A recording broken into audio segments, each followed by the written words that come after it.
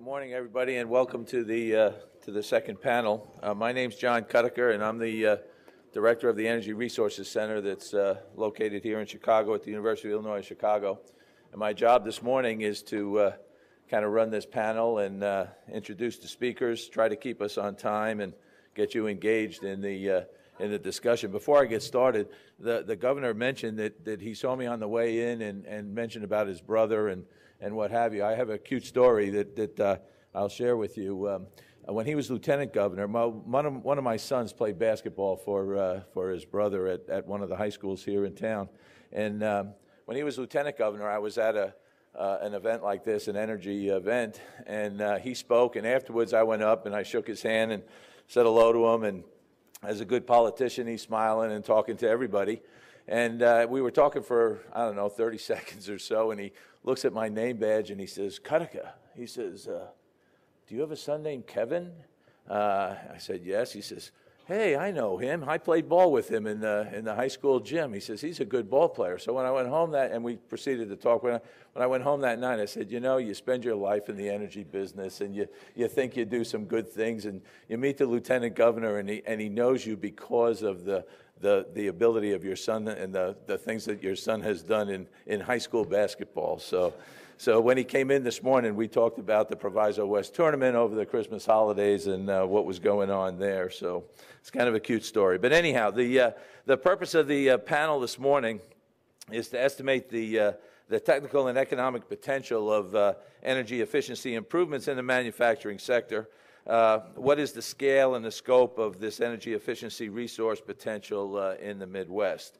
And we're going to set the stage for the panel discussion with James Bradbury, who's right here, and some recent work that is ongoing at the World Resources Institute. James is a senior associate for the Climate and Energy Program at WRI.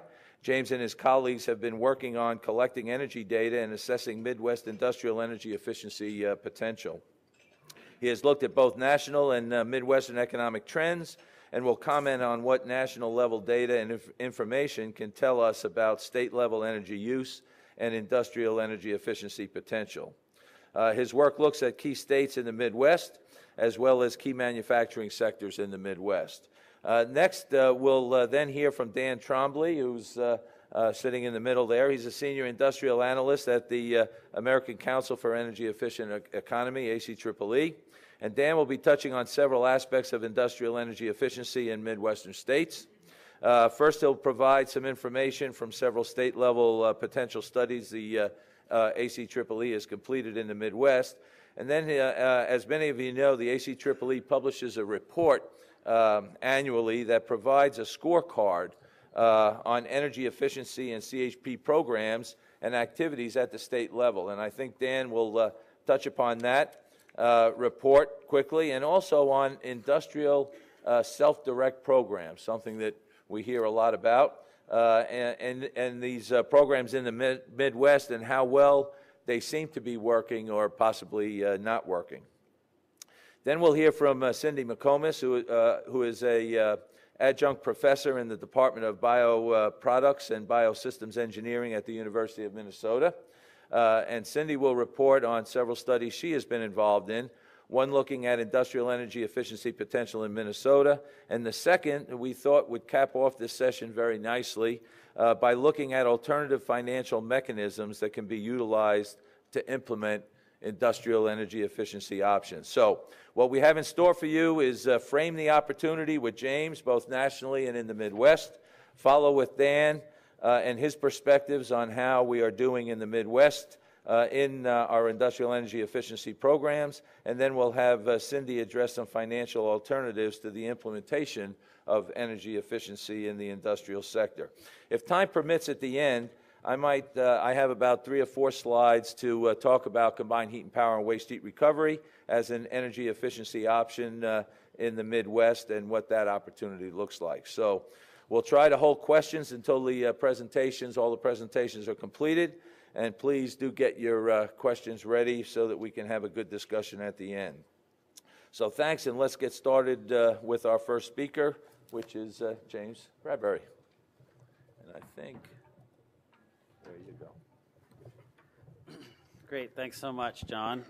Thanks, everyone. It's great to see so much interest here for this event. I'll I guess, start first by giving some credit to my, where it's due, to my partner and collaborator in this project, Nate Aiden. Just wave your arms around or something, Nate. People, right? Thanks. And also, very big thanks to Stacy Paradis from the Midwest Energy Efficiency Alliance, Lola Schoenrick, and Amir Nadav from Great Plains Institute, and also, of course, Jesse Heyer from the Midwestern Governors Association. It's really been great working with all of you putting this summit together, and I'm really thrilled to see it coming together here today.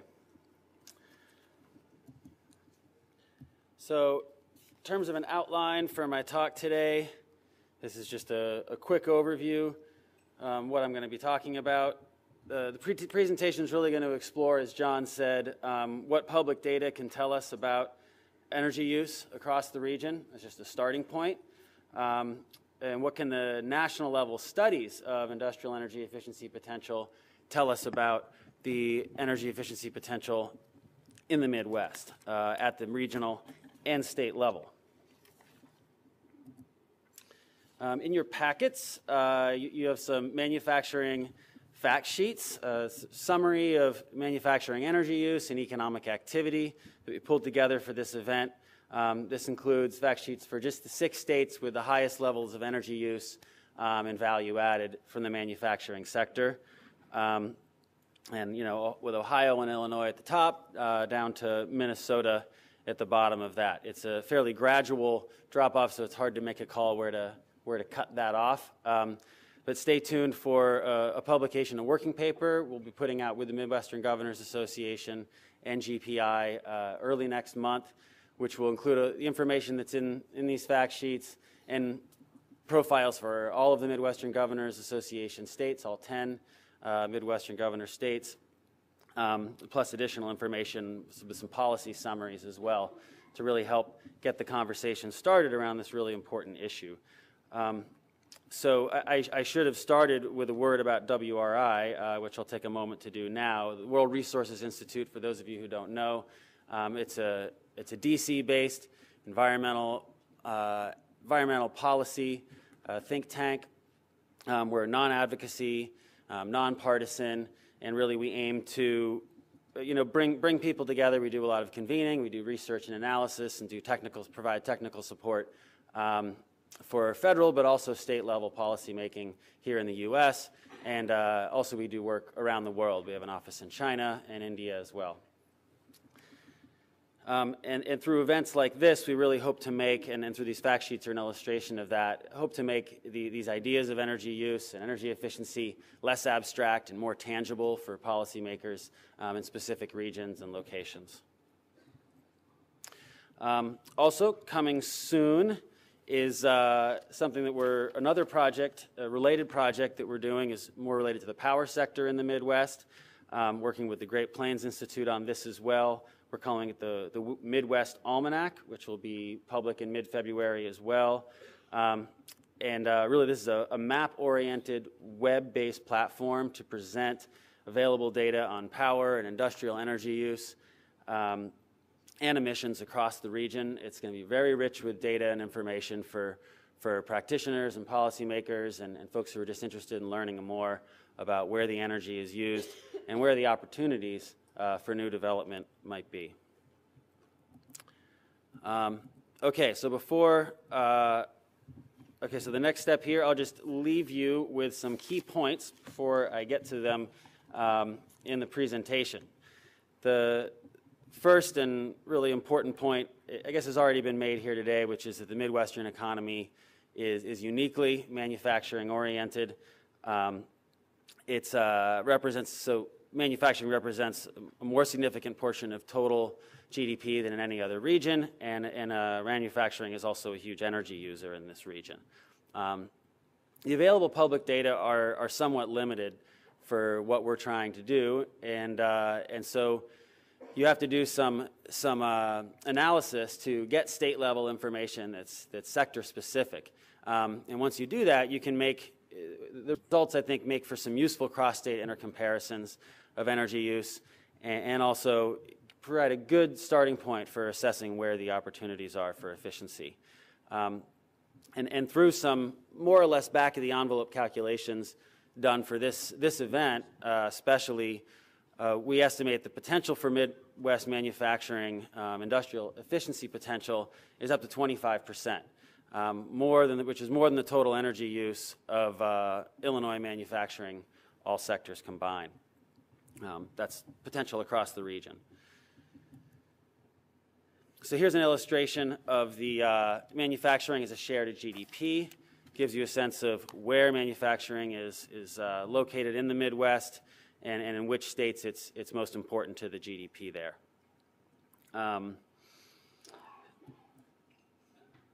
So this next slide is, you all have in your packets, provides just a simple introduction to total energy use across the region.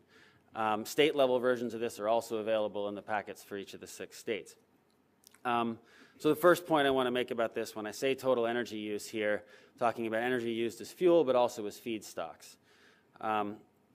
Manufacturing is about 60% of industrial energy use, industrial being the single largest energy-using sector in the economy.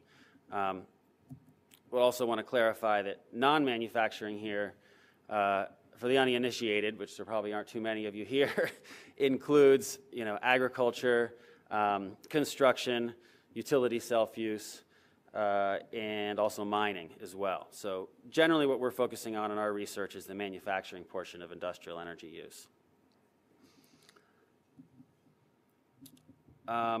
Okay, so you have a similar slide, a similar figure available in your packets that actually focuses on value added.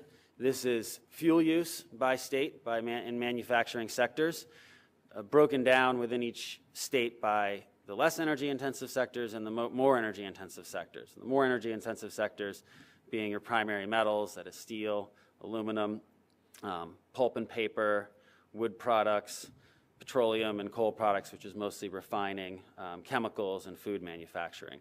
Those are the most energy-intensive sectors. And this is an example of the state-level data that we're pulling together to help inform these discussions. So this next one is fuel use by Illinois manufacturing.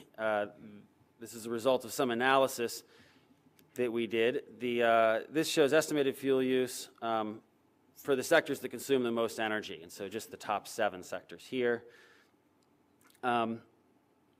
So in order to come up with this, I wanted to explain we had to rely on MEX, the Manufacturing Energy Consumption Survey, which is done about every 5 years by the Energy Information Administration within DOE. They actually do this really extensive survey. Unfortunately, it was done in 2006, so it's very useful, very detailed information at the regional level, but it's not terribly current, and it doesn't have state-level details. So we did our best to interpret these data to the state level to come up with these estimates. And some of the takeaways you get here are certainly electricity and natural gas use, the biggest types of energy used by manufacturing. Next to that, in this region, coal and coke is really important. Other category here is, I think, mostly net steam for the petroleum or refining sector, and also renewables, biomass, for example, for the paper sector. That's a big part of their energy use. A bit on trends, recent trends. What you see is an interesting pulling together the annual data from the annual survey of manufacturers, another useful federal data set. You can see the trends you see here is total energy expenditures. At the top is the top line. Total value of shipments is the next line, and then number of employees over time. And these trends are very consistent with what we've seen at the national level. Rising costs of energy, and this is all indexed to 2000 level just for comparative purposes. Rising costs of electricity and energy have outpaced the value of shipments, which of course is one of those, it's a pressure that gets put on these industries in terms of cost of energy. And so it helps provide some of the justification for investing in energy efficiency over time, because it reduces the exposure of companies to price spikes in the future. as of course we've seen them in the past, not just in the past decade. One other data set I will mention as a means to making a point, which I'll get to, is the U.S. industrial boilers. This is showing only coal, oil, and biomass-fired boilers. And these were available from the database that EPA put together to develop their Boiler MAC rule, which was finalized last year. And so what this illustrates is the facilities that are going to be most impacted by that rule, that will most likely be making investments to improve their facilities. And so there are some opportunities here. Another important point here is that the Midwest is starting out with older boilers on average. So, sorry, just to explain what these data show, the size of the circle is the amount of output by each individual boiler, and the color of the boiler, the darker shade, is older boilers, up to a boiler in Maine, which is 137 years old. But the boilers across the Midwest actually are on average 8 years older than the average boiler around the rest of the country, at least for these class of boilers. So this is making the point, the point I said I would get to, which is that the Midwest in general, this is one indicator of it, tends to be less energy efficient, or at least more energy intensive for any given output. And there have been studies that have shown that as well. And that's a useful starting point for the assumptions I make into the final efficiency potential estimates, which we come up with here. So the second to last slide here, this is results from a National Academy of Sciences study from 2010, which provided a review of all previous studies showing what was achievable in terms of cost-effective industrial energy efficiency technologies. And they focused in particular on these energy-intensive sectors shown here: the chemical, petroleum refining, pulp and paper, iron and steel, and cement. And what's shown here is total energy use projected for 2020. Sort of, if they're only the lowest potential efficiency estimates are achieved, is that top little bar. But then if the highest energy efficiency potential estimates are achieved, is the lower bar. So there's a range of efficiency potential that's going to depend on a number of things. It's going to depend on economic factors. It's going to depend a lot on policy as well. And of course, it'll depend on fuel costs, among other things. So starting with this national level, these national level estimates of what is achievable across these sectors, you can map that. We map that onto the state and regional level energy use by these sectors and across all manufacturing in the Midwest. And so this is what we came up with for Illinois. Again, it's total fuel consumed, and then the lower efficiency potential, and higher energy efficiency potential. There's some, significant assumptions that are going into this. Remember I said before we were talking about potential by 2020. We mapped these estimates onto energy use in 2006. So this is really back of the envelope ballpark, but we thought it was useful for getting a sense of the scale of where these opportunities might be in the coming decade. And so, what we found was estimated energy savings for the Midwest and Illinois are actually very similar, range from 7% improvements to 25% improvements in terms of reduced energy use. In other words, that's one quad, for those who speak in quad. That's 4% of the regional total energy use, remembering that pie chart for the whole region I started with, and 1% of the national total energy use. So that's about, as I said, equivalent to what Illinois uses in terms of its all manufacturing energy use. And that was what we wanted to leave you with, and I look forward to the discussion and questions.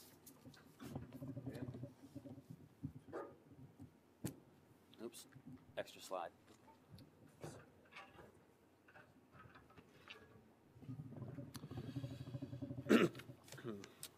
All right, I'm Dan Trombley with ACEEE. First, I want to also extend a thanks to MIA and MGA and WRI and the Great Plains Institute for putting this together. This is a really great opportunity to take stock of what's going on here in the Midwest. What I wanted to do was kind of give a little overview of what ACEEE is doing, some of our recent work in the industrial sector, and how that applies to the Midwest in particular. And I'll just go ahead and add that I'm a native of the Midwest here. I'm from Dayton, Ohio, so it's always nice to get to apply our work to the region that I grew up in. So ACEEE, we're a nonprofit. We're located in DC, about 40 people. We do a lot of technical research and policy analysis, both on the state and federal level, focusing on end-use energy efficiency, buildings, transportation, industry. Obviously, I work in our industry program with Neil, who was up here before. Yeah, that's probably good enough. So, as John mentioned, I'm going to talk a little bit about some potential studies that we've done, a little bit about how we do them, and then a little bit of some of the results from the couple of Midwestern states that we've done, Ohio and Missouri. Touch a little bit about some of our policy work in the combined heat and power area, and then talk a little bit about some programs that we've done too, or that we've looked at.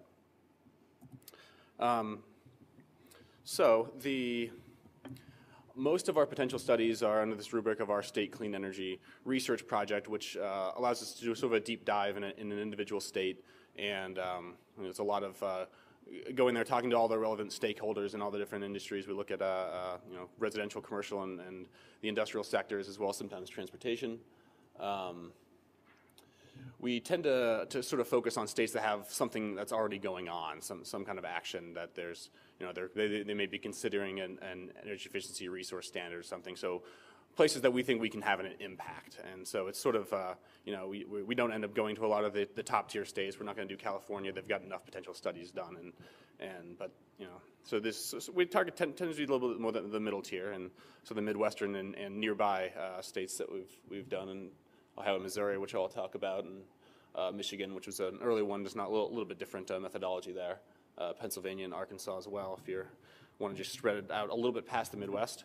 And all of these are at this web address, which is hidden behind this graphic. But I'll fix that when we send these slides out. You can search for our website, and all these are available for free online if you want to take a look at what's going on in these states. So about how we do these, as James mentioned with the work that he's just been doing, the data is a big issue here. There's no one that's reporting state-level energy use by industries that's publicly available, so we got to go about a little bit roundabout way. What we do is we take a look at the Energy Information Administration has national-level energy intensity values for each industry, so we'll take a look at that, and then which is energy used per dollar value shipped. And so then we'll look at value shipments data for those industries inside this in each state to sort of to figure out what we think the actual energy use is there, and then project that forward over the next 20, 30 years to try to see what's going on there. And then we'll match that with technology. We developed a suite of technologies that is pretty broadly applicable in the manufacturing sector, gathered from technology sets and some DOE and other potential studies and other sources as well. And so we'll take a look at what kind of opportunities are available in each sector, and what sectors are how much energy use is each of those sectors using in each state, et cetera. And as James mentioned, the manufacturing energy consumption survey is also another great use of source of that kind of data. So in Ohio, this study just looked at electricity use. So the industrial sector will use about 36% of the state's energy use. We came up with an economic potential, stuff that we think that is economic, that could be done cost effectively. Is about 21% of that of total industrial electricity use we think could be saved cost effectively. And then we'll also develop policy scenarios for each state. So we'll work with them to think of something that could be applied in the state, and then we'll kind of model that and see how much an actual on the ground policy could actually affect. And in this case, we think that a decent policy there could come up with about 9% of the industrial electricity use. And these graphs are just sort of examples of some of the data that comes out of these reports. So we'll break down the electricity consumption by industry as James did. We'll usually provide it in this case that we have the base year 2008, and then we'll also usually include a final year, which I think was probably 2025 in this case, but I don't recall exactly. And then we'll also break down so you can see the end use in each state, where all the energy is going in manufacturing. And as with most states, the vast majority going to motors, a little bit of process heating as well.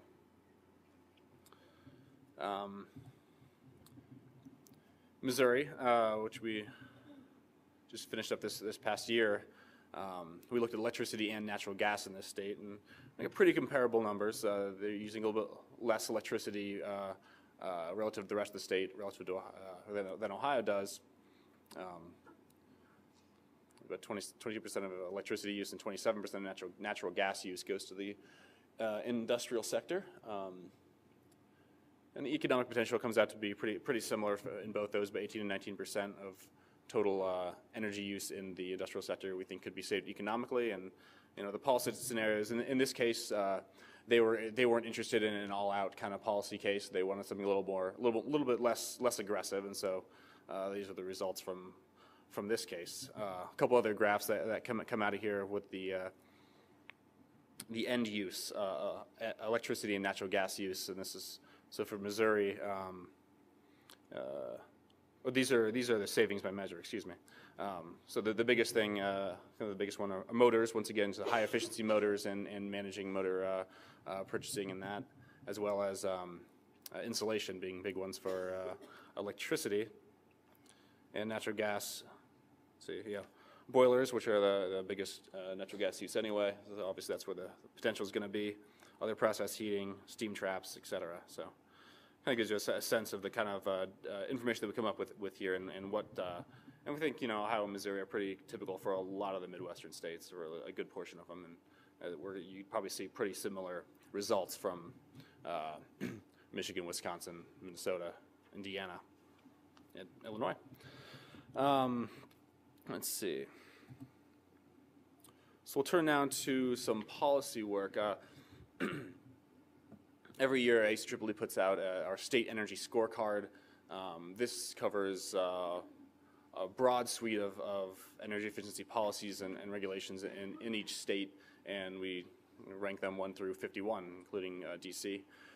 The only one that's really applicable to the manufacturing sector, since there aren't a whole lot of manufacturing policies out there on the state level, or national level for that matter, are ones for combined heat and power. So my colleagues looked at the 6 different categories for policies and regulations that drive investments in combined heat and power and distributed generation, including interconnection standards, financial incentives, standby rates, output-based emissions, CHP applying to a renewable or energy efficiency standard, and net metering. And you can get a lot more detail on how all the states scored and download the 2011 report at the website there, or search our website for the scorecard.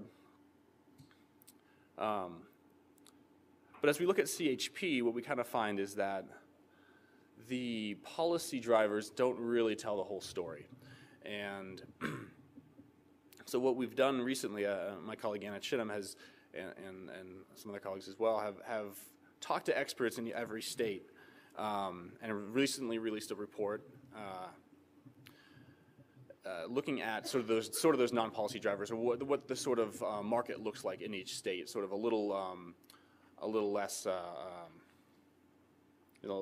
numbers driven, a little more qualitative analysis of what's going on there. So how the economics look, the markets, the risk for implementing CHP. The spark spread is a big driver in a lot of, especially Midwestern states, which is basically the difference between the cost for electricity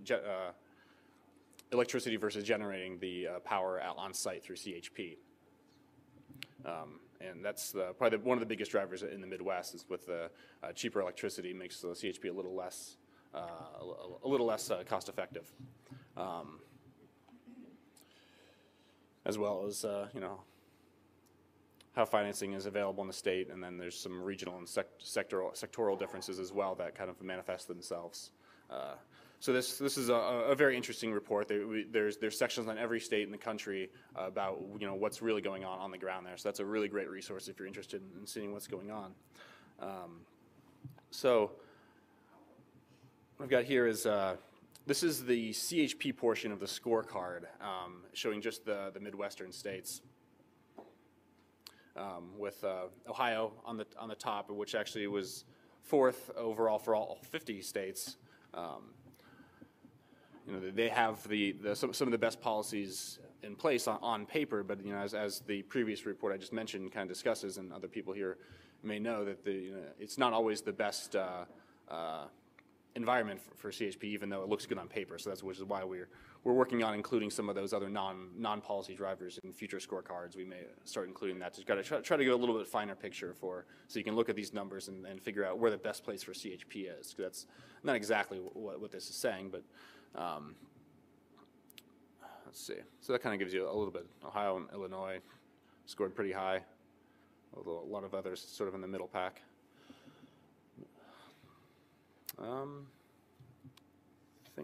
So then finally I want to turn toward programs. ACEEE, we do a good bit of work looking at industrial programs throughout the country. A couple years ago we had a report on trends in industrial programs, which was released in 2009, which is a pretty good look at some of the best practices and what's going on there, and some newer programs coming up. I'm just actually starting looking at a project that's going to be looking at sort of the institutional models that these programs are built on. So taking a kind of step back, a little more detailed about how the programs are set up, who's responsible for the savings, and who are they contracting with. So taking a little different kind of look at the whole scenario there. This program project report that I've got here looked at self-direct programs across the country, every offering that we could find. And what we did find was that there's really sort of a continuum on these self-directs. Some states allow industry to opt out entirely and don't pay into any sort of system benefit charge or no sort of cost recovery mechanism. Other states have the industries are allowed to opt out of the general programs and self-direct their funds, but it's done in a very with a lot of oversight. There's good M&V, and there's a continuum in between those, and so there's a lot of different ways you can run these programs. And so this was kind of taking a look at what's being done and who's kind of doing it well, and how do you run a good self-direct program? What are the sort of key characteristics that we're looking at? The oversight. So this is both how much measurement and verification is required, and how much sort of outreach and how involved are the industries in achieving their savings? How are they held responsible for the savings? So if they're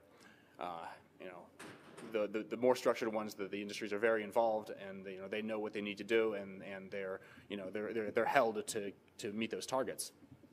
Other ones obviously not so much. Who's responsible for the measurement and verification varies, whether it's the utility or the manufacturers are self-reporting, or whether they're required to hire third parties. And they also vary quite a bit in how the benefit fees, how much can they retain? Do they opt out entirely? Are they paying into the system but getting a certain amount back in rebates? There's a lot of different variations of programs there. So this report just kind of goes through those, and let's see. I think I've got the map that shows the different sort of categories, how we've sort of defined this continuum. The green states being the ones with a very structured self-direct, so Wisconsin and Michigan being pretty good examples. Actually, Xcel Energy in Colorado as one of the better ones, which is we think is a pretty good model for a lot of would work well in Midwestern states. Ohio, Minnesota, Missouri have self-direct options, which are a little less structured. We usually like to see a little more oversight in states like that. The opt-out, luckily, there's none in the direct Midwest, where they're just not included at all. And then the Iowa, Illinois, Indiana, which the industries are paying into the system benefit charges for the efficiency programs, but aren't really given an option one way or the other. So I think this report also includes some language that states could use to implement good self-direct programs to help achieve reliable savings through those. And I think that's everything I wanted to cover, so I'll keep moving and take your questions later. Thank you.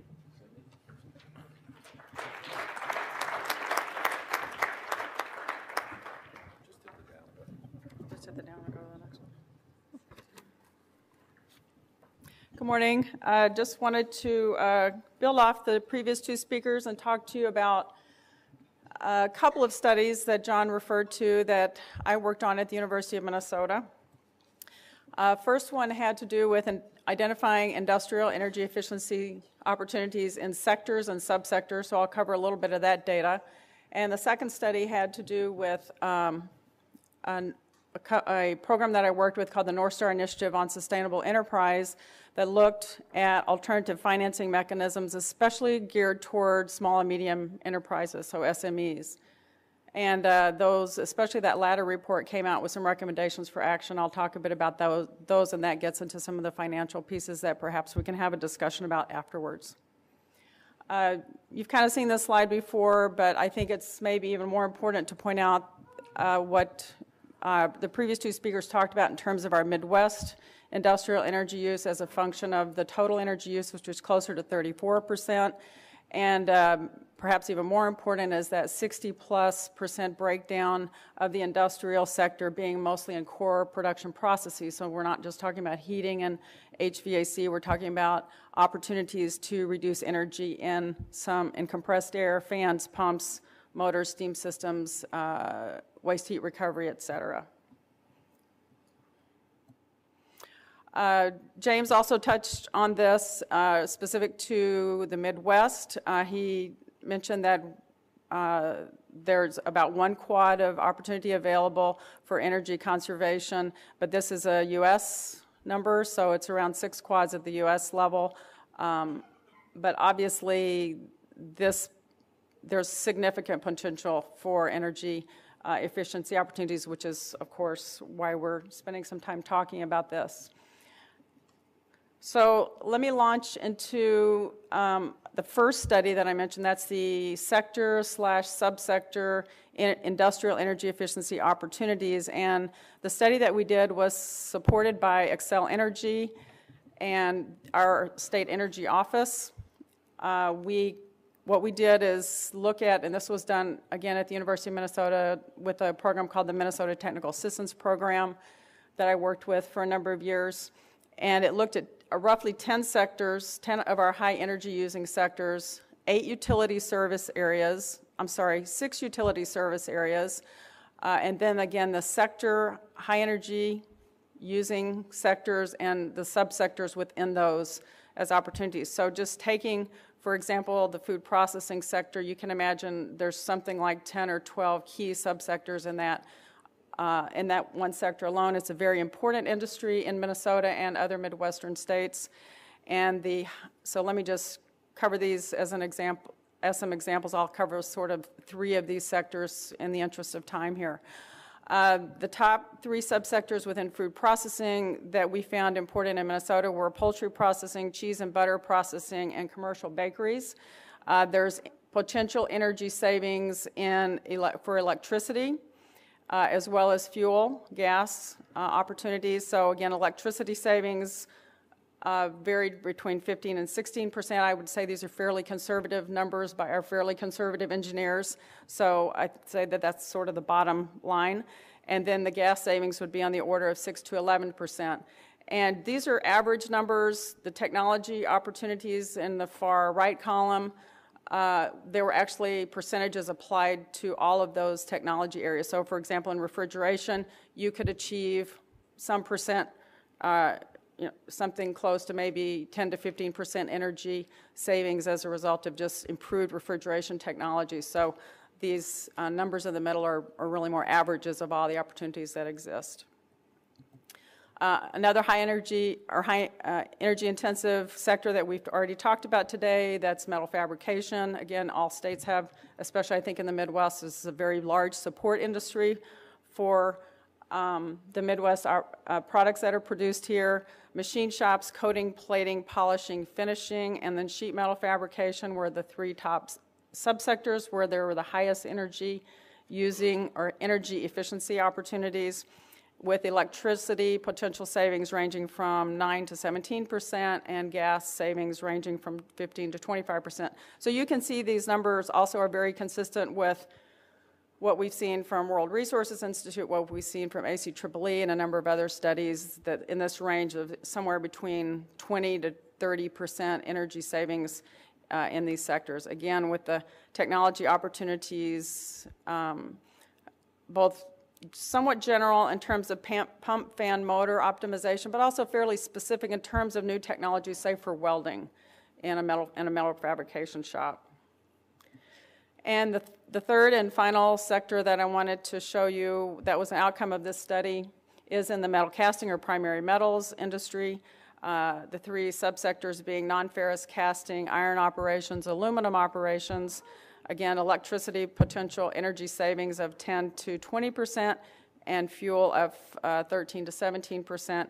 Here again, a lot of, if you think about foundry operations, improved melting technologies, burner technologies, those are all significant opportunities for this particular sector. And so if you get into the report, and I do have at the end of this presentation, or I can give you the website where you can reach this study, it gets fairly specific about energy footprints for these sectors, about, again, the potential energy efficiency opportunities for these subsectors.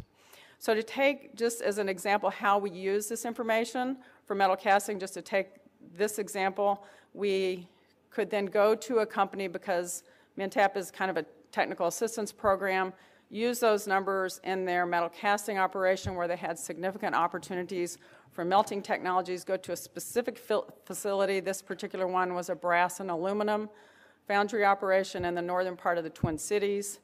And they had heat treating operations also, but just to focus on the metal casting, it was determined based on the energy that facility used and their energy footprint that we already knew and the energy potential savings, that they could save 14% electricity and 6% gas in their facility with these technologies. And so we were able to total up everything together as an energy savings, a potential energy savings of 4.7 million kilowatt hours and just under $250,000 in savings on an annual basis. And this is important because obviously what we're trying to do is get the attention of facilities, and usually dollars are going to do that in terms of how to get them to take action.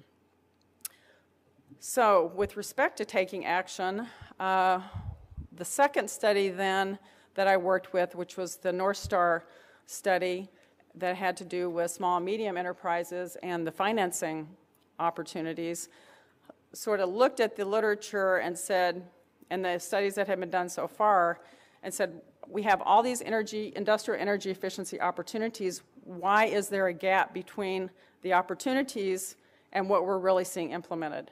And so this study decided, partly because there was an economist involved with the study that was leading the study, that it would be good to look at the financing options that were available in the more private sector financing options, private investor, I should say, to that would be available to small and medium-sized enterprises, and how those could be designed differently to work for them.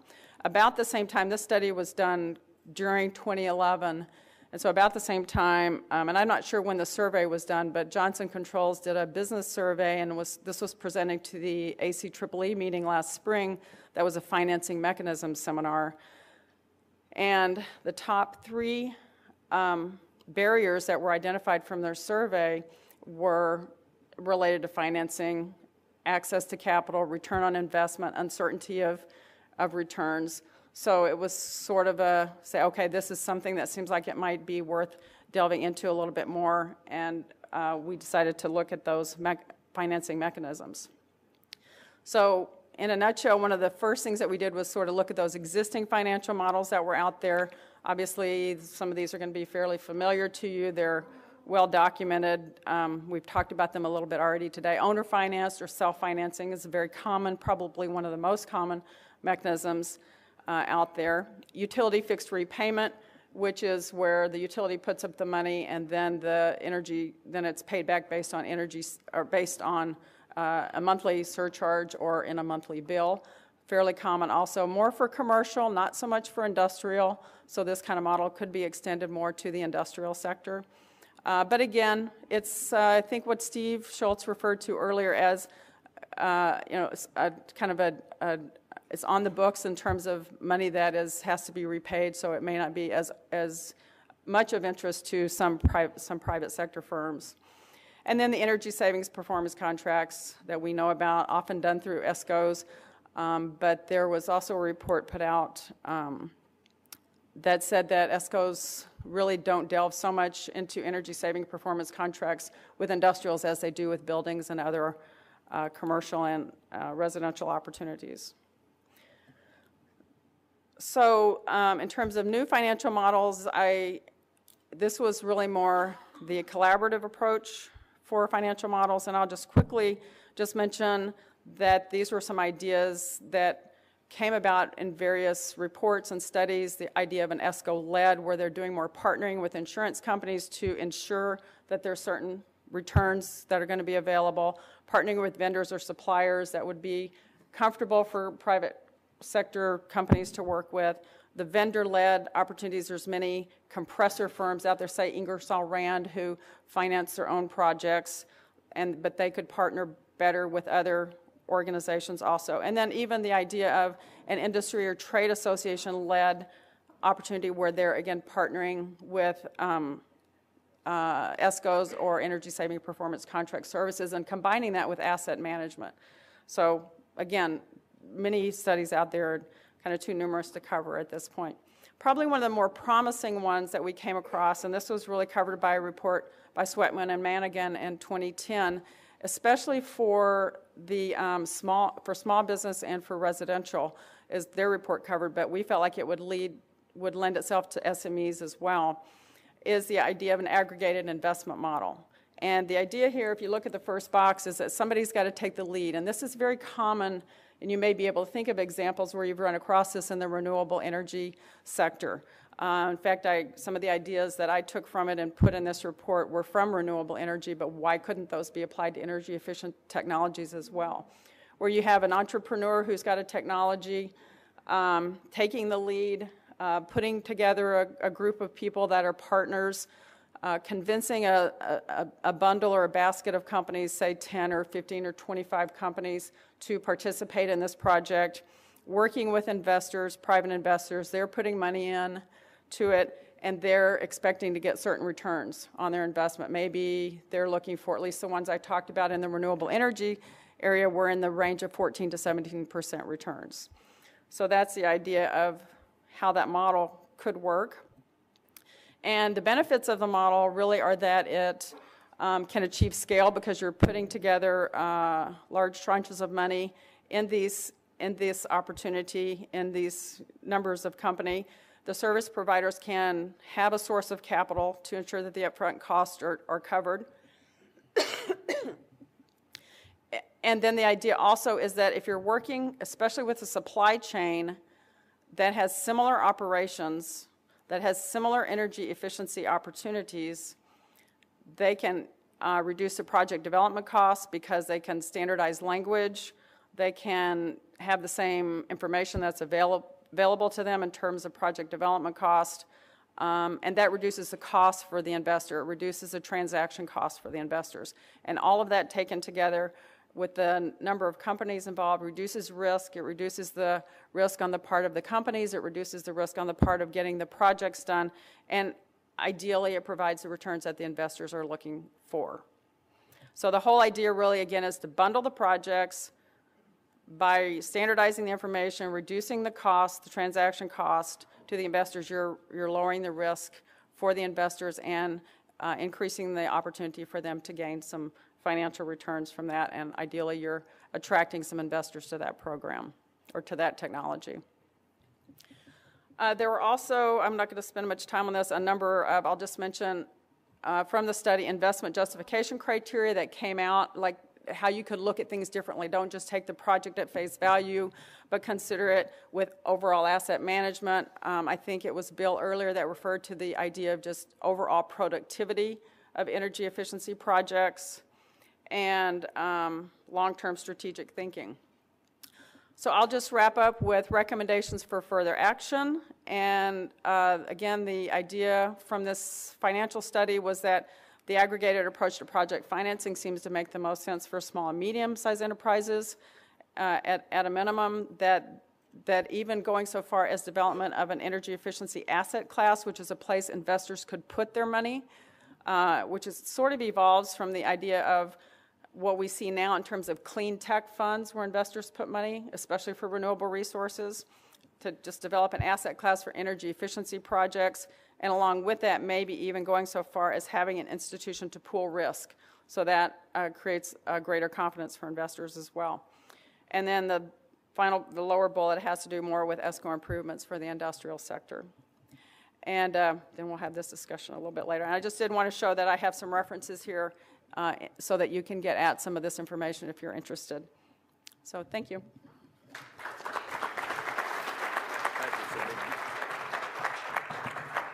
Okay, if you bear with me, I've got, I was asked to just put a couple of slides up. Combined heat and power waste heat recovery seems to be on the minds of a lot of people in a lot of states, and so I've got 3 or 4 slides to just take a little bit of what the opportunity might be here in the Midwest. First of all, I hope you all know what combined heat and power is, but very quickly, in my mind, there's 2 forms of combined heat and power, and it's a form of distributed generation, and in my opinion, it's also a form of energy efficiency. On the left, you've got conventional CHP. I'll read it: the sequential production of useful electric and thermal power from a single dedicated fuel source. The important thing here is you're taking a fuel, most times it's natural gas, you're burning the fuel at the site with the intent of generating electricity, as well as utilizing the heat from the engine or the turbine and putting it to good use. On the right, when we talk about waste heat to power or waste heat recovery, there's a lot of different terms for it. You're not burning a fuel to accomplish this. The fuel is being burned at the industrial facility because they're using the fuel in their process. And in the process, there's a lot of heat that's wasted. If you can capture that heat that would otherwise be wasted in an industrial commercial process and utilize it to produce the electric power, usually you produce steam, use a steam turbine, and then you can extract some of the heat off of the turbine for use in the process. The thing that's neat about this is if you can utilize all the heat in a CHP system, you can reach efficiencies 70, 75, 80%. Okay, snapshot of the Midwest. Well, there's about 11,000 megawatts or 11 gigawatts of CHP capacity in existence here in the Midwest states. As compared to nationally, there's about 82,000 gigawatts installed of this type of technology nationally. So the Midwest accounts for about 13.5%, and you can see as I'm talking here, the majority of it is in the industrial sector, actually about 8,600 megawatts, or about 78% of the Midwest installed capacity is in the industrial area. I put this up because it shows on the y-axis the cost in cents per kilowatt hour to generate power, and you can see that there's several things along the x-axis, and you've got 3 CHP, whether it's small, medium, or large. But we also have delivered energy efficiency, and what I wanted to point out here is the dotted portion above the CHP is the waste heat recovery. So we talk about CHP. CHP is not the silver bullet, and it makes no sense if you can't use that heat. If you can't use that, recapture that heat, it makes absolutely no sense. So what that dotted portion is shows whether you use the heat or not. If you don't use the heat, which is where the red bar is, you can see that it's not, depending again on the size. Let's talk about the large CHP here, which we're talking here maybe about 5 megawatt type systems or so, that you can see where it compares to the others. But if you can utilize the waste heat, which of course is presumably you don't put it in unless you have a use for that waste heat, then you can see it becomes competitive. And I just wanted to show that it is even competitive with delivered energy efficiency. This happens to be in Ohio evaluation, and this was done by ICF, and it was done for most of the states in the U.S., and information is available. I put this one up to show the 11,000 megawatts in terms of where they are in the Midwest. And I want to make a point here without starting an argument of any sort, but I do want to make a point here, and that is that if you take a look at this, and then a lot of times with these studies, if you don't really dig into it, you can be a little bit misled. Michigan and Indiana look like they've got a tremendous amount of CHP installed. Well, in actuality, in each of those states, they have one or two very, very large CHP systems that takes up most of that capacity. So if you take a look at it, you say, wow, all right? But if you take that out, all of a sudden you'll see that those two states are not all that great, let's say, in terms of CHP installation.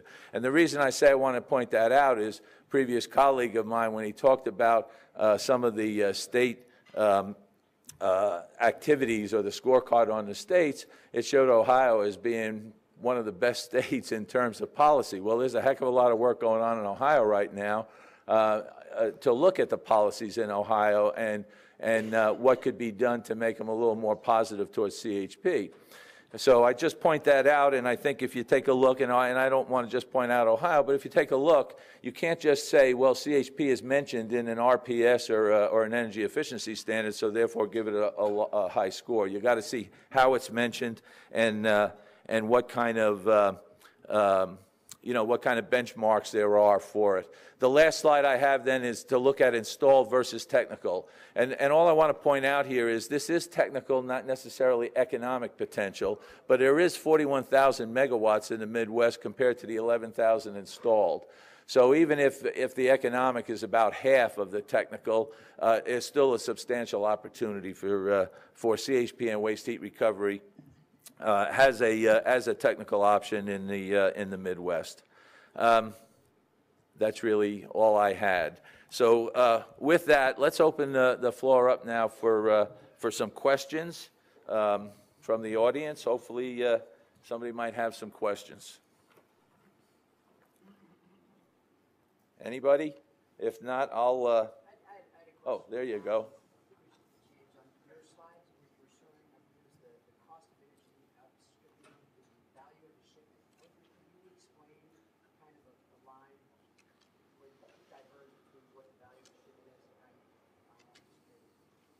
Sure. So all these figures for reference in all of the handouts. Okay, I'll repeat the question. The question was to do some more to explain how rising expenditures on fuel or energy by manufacturers has outpaced the value of shipments produced by those manufacturers. And this is a trend we've seen across the country in the past decade of rising fuel costs, particularly spiking in 2008, outstripping the value of shipments. Value of shipments these are data from the annual survey of manufacturers conducted by the U.S. Census. So hopefully that's a useful background. And the way we presented it was just indexed relative to the year 2000. And so looking at each of these data sets, they aren't, it's not saying that they're spending more on energy than they are in terms of they're taking in for the value of their shipments. It's to say that the trends in terms of energy costs, energy expenditures have risen more rapidly than the value of the products that are sold from the manufacturing sector. So it's really, I think it's a useful way to illustrate that sometimes these energy cost pressures can be significant and outpace the value of products, but it's not suggesting that companies are spending more on energy than they're taking in, if that was the source of confusion. Okay. Did that answer the question? Great. Yeah, and those examples we have for all the states on those handouts. Question here? Yes.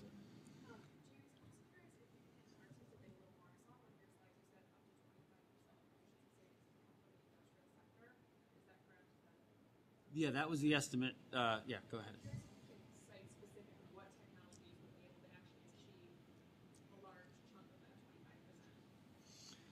So just to clarify and repeat the question for those who didn't hear it, the 25% in efficiency potential that could be achieved across, this was for manufacturing, not all industry, but manufacturing across the region, which is what we estimated. And that was based on, to clarify, the efficiency potential from just 5 of the more than a dozen sectors in manufacturing, but from some of the biggest energy using sectors. So the technologies would be specific to each of those sectors. A lot of them are specific processes, improvements that could be made in the steel sector. I'd have to refer back to the National Academy Studies goes into detail on this, and off the top of my head, I'm trying to think of a good example. Maybe Cindy or Dan, if you could help me out in terms of which specific technologies are available for, let me see, they go through the petroleum sector, they go through the chemical sector. I think there's a lot of this has an issue of just vintage. A lot of the equipment's a lot older, and it could be upgraded. I mean, newer technologies would be more efficient. So it's petroleum, refining, pulp and paper, steel, cement, and chemicals were the 5 sectors. And I think it's within each of those sectors, the specific processes are going to be unique to each sector generally. I guess to clarify that, I was just Okay. whether or not you looked at this CHP waste heat recovery would actually capture a large chunk of that 25%, or if most of it could come from taking out fans and motors. That was really my. Okay, so the combined heat and power waste heat recovery, I believe, would be additional to that. And if I'm remembering the way the National Academy studies, they had that broken out. So I didn't get into that because it was really difficult to parse that by sector and by state from the national number, just because it doesn't have that level of detail in the report. So the combined heat and power would be additional to that. They did have some numbers for that at the national level in the study. I just don't know them off the top of my head. So that's a good question. If I can just reply to that also, going back to something that Steve Schultz said earlier, I think that's an important point about a lot of it is how technologies are run. So it's not always necessarily new technologies, but it's more optimizing how existing technologies are run. But again, just going back to what James said, you really have to get into the sector and the subsector and the operations that they have there. And the first study that I presented talks a lot about where those opportunities are. So you can really drill down and get right to where the opportunities are for the 10 sectors that we covered. Yeah, much more detail there, I know for sure, than the National Academy study. The National Academy study did have a specific chapter dedicated to industry. It's very useful, but the untapped study and I think the ACEEE study are very useful for detailing, answering that specific question. Sort of, is it motors? Is it fans? Is it compressors? In which sector? So that's a good place to look for answers. Right, and our potential studies looked a little bit more at the those cross-cutting uses, the motors, the boilers, and that sort of thing, which were probably the 2 biggest sources for that, outside of the process improvements, which we didn't look at directly, just because of the differences between across industries so great. But that's a large source of probably the savings. I imagine it's in the National Academy study, but. Yeah, I think it's also fair to say that as most people here know, I am a proponent of CHP and waste heat to power. But waste heat recovery is more than just taking the waste heat, or can be more than just taking the waste heat and producing electricity. So I think just the ability to utilize that waste heat in some way within the industrial sector offers a significant opportunity for efficiency.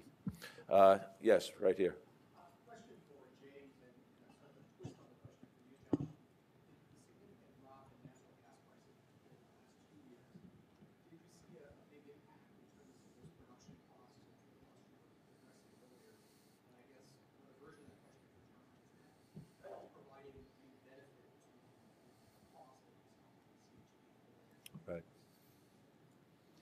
Well, I would love to hear answer to this question from some of our company representatives, the business representatives, as to what the implications of this natural gas, the drop in price that has for their outlook. Of course, there's the upside is, in a lot of cases, like the chemical sector, there's been a real, it's created investment opportunities. Dow has announced these huge new builds, and when you're making new builds and upgrades, typically, especially a company like Dow, which is very energy intensive and really mindful of these issues, is going to be using the most efficient technology. So that's a beneficial upside. On the downside, I think, as you alluded to, that with lower natural gas prices, you're reducing the incentive to make efficiency investments, just because the payback period is going to be longer. I don't know, John has something to add.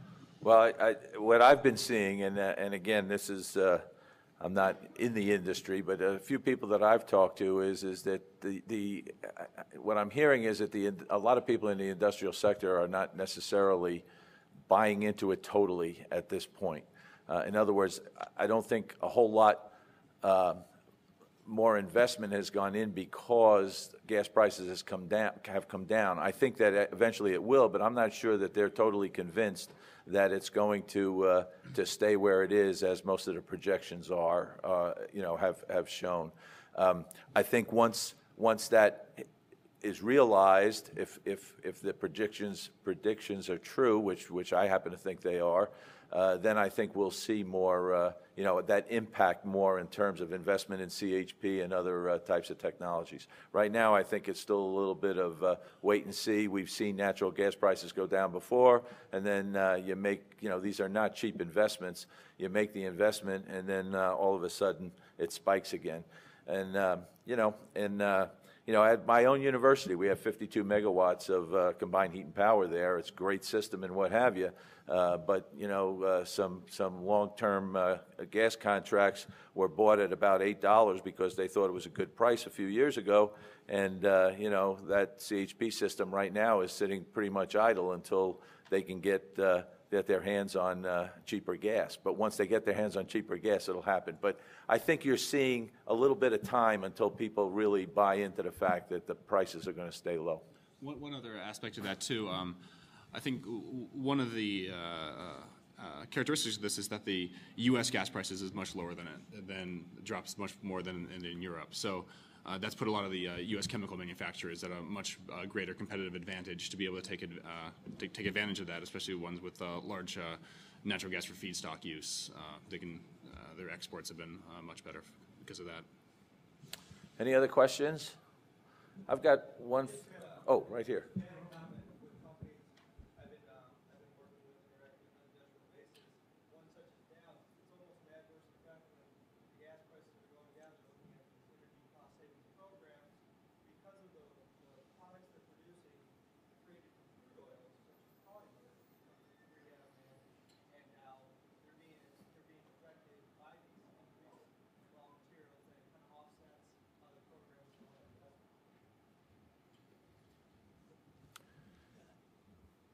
Any other questions? Was there a question or just a comment? Yeah, no, it's a good point. Thank you. I've got, I think we have a minute or two left. I got a question for Cindy. You mentioned or spent some time on the aggregation program. Have there been any examples of that you know of that have been tried? Yeah, the only one I am familiar with really is in the renewable energy area, and it's not an area that I'm really immersed in right now, so I certainly may have missed something, but there was, for example, a solar technology in the Twin Cities that the developer of that technology wanted to push forward, and he worked with 12 companies and pushed it forward and worked with a private investment company called North Sky Capital, and they made it go, and they got the returns that they wanted, so they were pleased with that, and I thought it was a good model for energy efficiency. Oh, I'm sorry. I didn't. My friend Neil.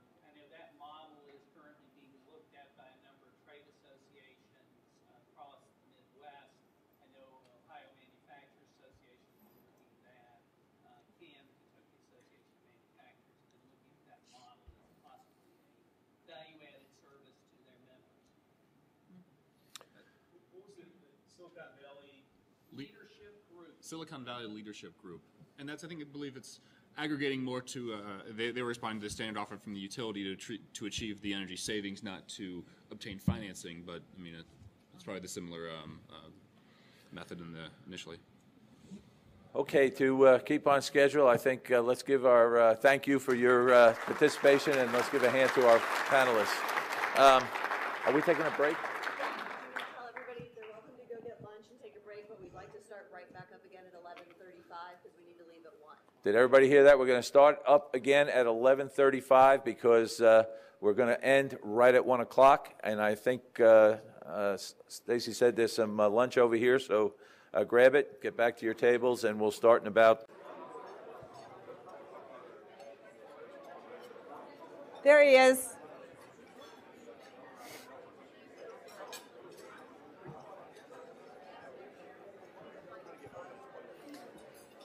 We're trying to stay on time, so I think we'll get started again, even though you all are eating, and even though the last few people are going through the line. So if you all could finish up your conversation, and thank you. I'm Lola Schoenrich. I'm the program director on the electricity side of the Great Plains Institute, and I want to echo the thanks that my co-organizers have offered to Midwestern Governors Association and MIA and WRI for the great work putting this event together, and the fortuitous timing of being able to couple it to the annual MIA conference. It's been a real great opportunity. I have the pleasure of introducing our third and final panel. And earlier this morning, we've looked at the potential, the industrial energy efficiency potential, kind of from the macroeconomic perspective and from the numbers, diving down into the national data and the data of specific industries in Minnesota and other states. This panel will look at industrial energy efficiency through the eyes of the companies and manufacturers and from their economic development and investment partners. And we ask ourselves, what are the market forces at play here, both domestically and internationally, that drive company decision-making around energy efficiency? What's the role of state programs, utility programs, and how do those impact company decision-making, and what's the role of financing availability or lack of availability in company decision-making? We have 4 people on our panel. We'll start by hearing from Raymond Monroe, who's the Executive Vice President of the Steel Founders Society of America. He'll be talking about the macroeconomic climate affecting the cast metals industry and by extension, other capital-intensive industries. He's been with Steel Founders since 1988, and in your packet you can see the many other committees and roles he has in his industry. Next, we'll hear from Al Hildreth, who is the energy manager at General Motors. He has been with General Motors for many, many years, 10? Over 30 years, working in the U.S. and overseas, and I am looking forward to hearing the story he has to tell. Then we'll hear from Robert Jackson, who's the manager of the Michigan Economic Development Corporation, and in that role manages the industrial efficiency programs and the financing programs that you all have in Michigan. And so we'll hear from the Michigan perspective. And finally, we'll hear from Joel Frayling, who's the Senior energy finance consultant with Shaw Environment and Infrastructure and has a long history of work in the financing sector. He'll talk about financing for industrial energy efficiencies and give examples of ways that government and utility programs can play a role. So our PowerPoints are just continuous as they have been. And so we'll just move into our panel and then have time for questions. Thank you, Lola. I work with the Steel Foundry Association. We, unlike most societies, don't have supplier members. So only people who produce steel castings, companies, can participate in the Steel Foundry Society. We are among the smallest segments of the steel industry. The steel industry in the United States makes about 100 million tons of steel. My industry makes about 1 million tons of steel. So we're about 1% of the industry. The ferrous metal casting industry, iron and steel, makes about 12 to 15 million tons of product. We make 1 million tons. So we're a little less than 10% of the ferrous casting industry and about 1% of the steel industry. We're heavily devoted to capital equipment. Half of our product goes into the railroad and couplers, side frames, bolsters, locomotive truck frames, and the other half does everything under the sun.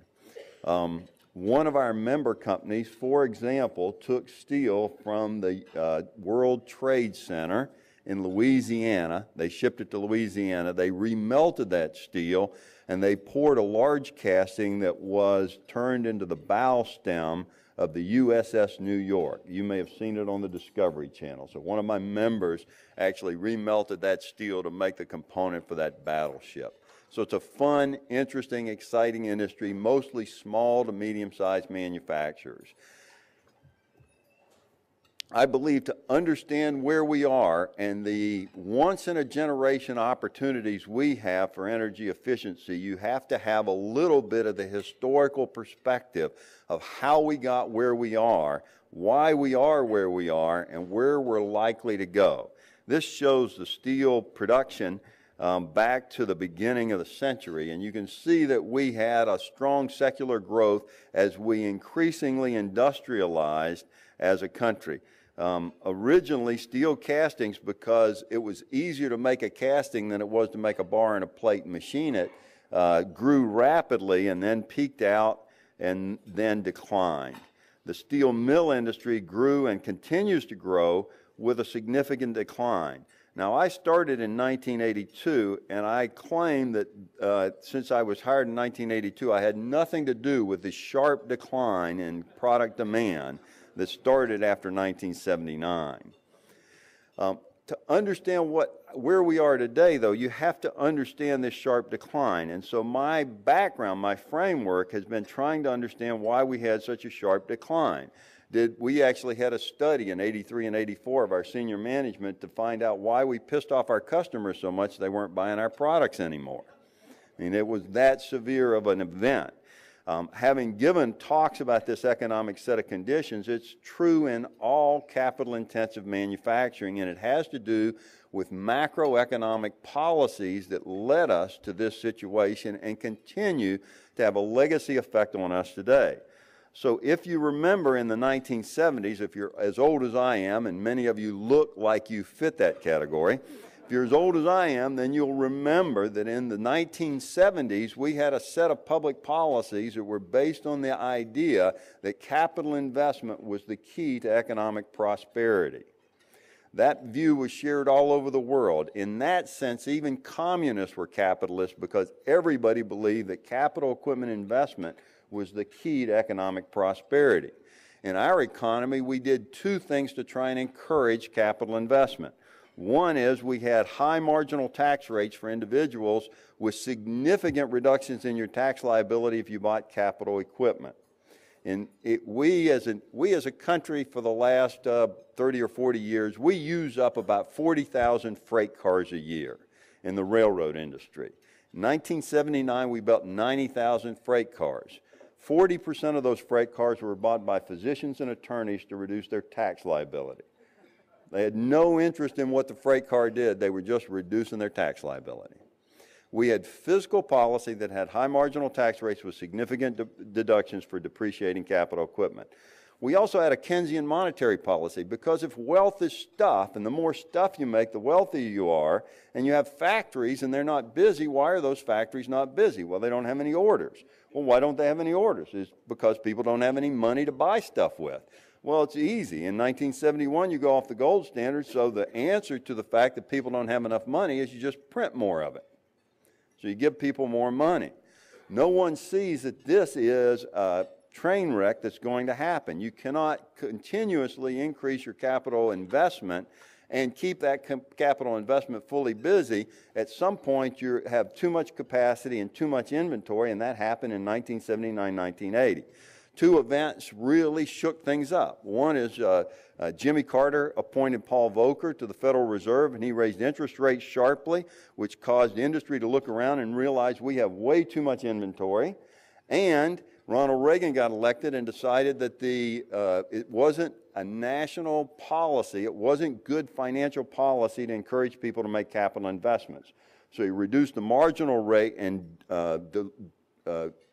eliminated most of the preferential treatment for capital equipment investment. Those two policies were outstanding successes, but they were only possible because we already had made an excess capital investment. Most of the capital investment infrastructure in North America was installed in the late 1970s. We haven't built an oil refinery in 35 years because we built too many of them in the late 1970s, and all we needed to do is improve the productivity of the ones we had to handle the demand from then on. We haven't built significant new highway bridges since 1970s. You can go in any class of capital equipment and realize that we built most of that infrastructure in the 1970s. In the 1980s and 90s, we had little demand for capital equipment other than maintenance because we already had all that capital equipment bolted down.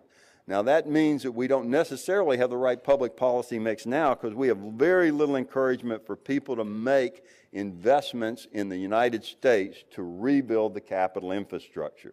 But I believe we are about to enter an unprecedented boom because in 1999 we started into a recession. After the terrorist attack in 2001, we went into a deep recession. That deep recession led to the elimination, the closing and scrapping of most of the excess capital investment that had been installed in 1979.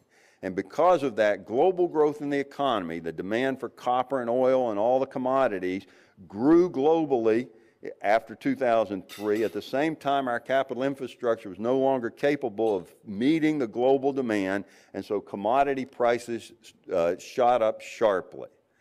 So we have spent 25 years reducing our capital stock, 30 years reducing our capital stock, and now we don't have enough capital supply. Last year, I was predicting that we would be at capacity this year. Our industry, most capital equipment industries, are at capacity. We don't understand why people think the economy is so poor. What is our biggest challenge? We can't find people willing to work. 8.5% unemployment, and we can't find people to work. Now, I've talked to Bill Strauss about this. He says we don't just pay enough for them. And that's absolutely true. But that's going to be the increase in wages and prices that's going to drive inflation. So if you want to go back to the future, I believe we're going to see the kinds of economic conditions we saw in the 70s with rising interest rates, rising inflation, and a lack of capital infrastructure that can meet the existing demand. This is what's happened in the steel casting industry. You can see that we finally, for 25 years, we didn't have enough, we had so much extra capacity we couldn't raise our prices. If you have too much capacity, you sell it to your customers in prices that don't recover your capital investment. So I believe we're in a once-in-a-generation opportunity. We will be expanding our capacity, and we need the energy efficiency programs and incentives that will cause us, as we retool our major capital equipment facilities, to make them energy efficient. Most of us believe that the conditions on the left are the normal economic conditions forever, and they are not. They are historically an aberration that we had 25 years of excess capacity. And so we're just as likely to have all the conditions on the right for the next 20 years. This shows what happened to real raw material prices for the last 200 years. You can see that since the late 1970s, when we were more than 3 standard deviations above the trend line and we were making all those capital investments, we fell for the next 20 years to 3 standard deviations below the trend line. That's why you had no capital equipment investment from 1980 through 2003, and that's why we have finally liquidated that excess capacity. You can see it in the prime rate. Do you think interest rates are going to go up or down? In a rising interest rate environment, you want to own assets, not financial instruments. In a falling interest rate environment, you want to own financial instruments, not assets. For the last 30 years, if you held bonds, you outperformed stocks because you were in a falling interest rate environment. I would, since I've lost probably more money than most of you in the markets, I would steer away from bonds for the next 20 years. I think interest rates are going to be rising. I think you want to own assets. Those assets should perform well, and that's what we're going to be making with the capital equipment. One way of looking at the balance between financial returns and capital asset returns is to subtract the producer price index for intermediate materials, the things my members make, from the prime rate. And if you do that, you can see that there would be no reason in this period from the 1980s through 2000 to invest in any capital equipment. You do better just holding bonds. It's only when the price of stuff begins to rise more rapidly than the interest rate that it makes sense to begin to make those capital investments. So if you look at the price of things, there's 2 commodities you need to watch if you're interested in commodity production and capital equipment. One of them is the price of copper. The price of copper today is about $3.50 a pound. If it's more than $2 a pound, they're making significant capital investments. Now, most of you are interested in energy. We don't have much of an incentive to do energy efficiency other than it makes us more competitive against our neighbor down the street. When energy prices are high, I can fully load that with profit and sell it to my customer because I sell equipment to make energy. When energy prices are high, people are making capital investments, and I'm in the capital investment business. When energy prices are low, I have a hard time making a profit. When energy prices are high, I'm operating at capacity, and people are happy to pay the fully loaded cost. So my energy efficiency incentive is to become more competitive than the guy down the street by having a lower energy content. But it's not a global thing because globally I make money. When the price of oil is over about $75 a barrel, we expect that people are going to make those capital investment, have the incentive to make those capital equipment investments. And so as long as the price of oil is well above $70 a barrel, it's $101 a barrel today, I believe, and the price of copper is over $2 a pound, we expect to be fully busy. Now, if we're fully busy now and we can't hire workers and non-residential construction is at its lowest point in decades, where are we going to find the capacity to meet the requirement? We're already the capacity problem for Caterpillar building the equipment. They make a 400-ton truck for the oil sands in Canada. It takes 60 tons of steel castings. We don't have enough capacity, not just in the U.S., but in the world. So all the incentives that we can put in at the state level or the federal level for people to make those capital investments here and to make those as energy efficient capital investments will be really attractive. I'm only going to replace my electric melting furnace once every 30 or 40 years. I'm going to do it in the next 5 years. You've got a tremendous opportunity in terms of the energy efficiency. If you've got the incentives in place, you've got the contacts with industry in place now to really have a big impact on the energy efficiency of the U.S. economy. One of the things that helps us is the fact that the dollar continues to fall in value. As the dollar falls in value, interest rates and inflation rise. In an interest rate inflation rising environment, a falling dollar environment, the price of assets go up, and so people make capital investments. That's all to our good. Now, peak oil, peak everything helps me as a capital equipment maker, because now you have to process a lot more raw material in order to get the same amount of product. So you need bigger pieces of equipment that you wear out faster. And if I'm in the big equipment business, that's good news for my business. That's all I wanted to share with you. I hope this is helpful to you in sort of framing that we've gone from a market in the 70s where we were making capital equipment investments as fast as we could and pulling them forward, to an environment where we were delaying the capital investments as much as possible and minimizing our capital investment, into an environment now where the likely thing to happen over the next 5 to 10 years is a dramatic expansion in capital equipment investment, and that represents an opportunity for energy efficiency and for manufacturing. So I tell my members, I think we're about to enter the golden decade of production for steel casting in the United States. Thank you.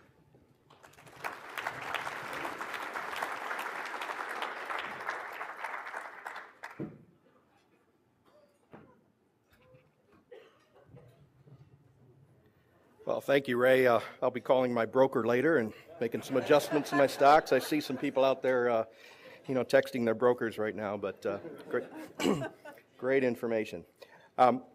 Today, I left kind of the commercial piece out of here about General Motors vehicles. Our mission is to design, build, and sell the world's best vehicles. And if anyone's interested in buying a vehicle afterwards, well, I'll sell you one. So I left that out because I want to jump right in and talk about General Motors energy management and savings opportunities. So first off, I kind of need to build the framework of this to describe our elements of our successful energy management program. And you see this if you're familiar with the Energy Star program.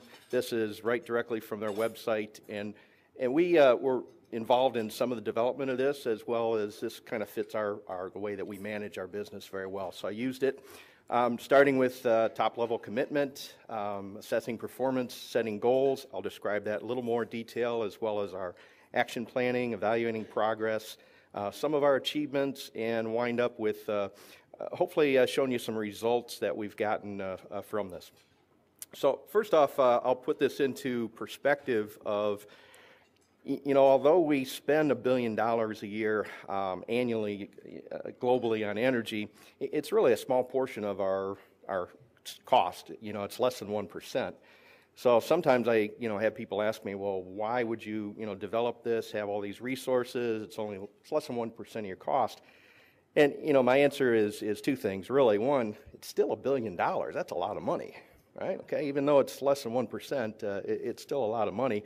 And really requires, dedicated resources to manage that correctly so that you can achieve the kind of savings and performance that's really required of us. And secondly, if you think about that amount of money on energy translates to like 8 million tons of CO2 annually to the atmosphere, it's good for the environment to reduce and to manage that as well. So those two things. I put out here a forecast from Edmunds on automotive projections, and I like this one because it's going up, which is good. Forecasted 23% out from 2011 to 2015. And then I've also put on the bottom lower corner our energy goal, and this actually was just released today. GM released its first, as a new company, sustainability report. You can go to gmsustainability.com and view it. It's fairly interactive and shows a lot of the things which I'll talk about today. But you see our goal there is over the next 10 years to reduce by our energy intensity by 20%. And so this kind of takes the same, what happens, you can't always get that straight line reduction because you get to the law of diminishing return and this exponential decline here. We really don't feel we can get that same 50% reduction in energy intensity that we got from 2000 to 2010 going forward in the next 10 years. So that's our projection. Again, we set a goal, so we know what to manage to. And next I'll talk a little bit about how we assess performance and set the goals. So first off, measurement is key. You can't manage what you don't measure. So you need to have good data, energy, water, carbon dioxide data. We use invoices, we use meter data. We have a company that manages that piece of it for us globally.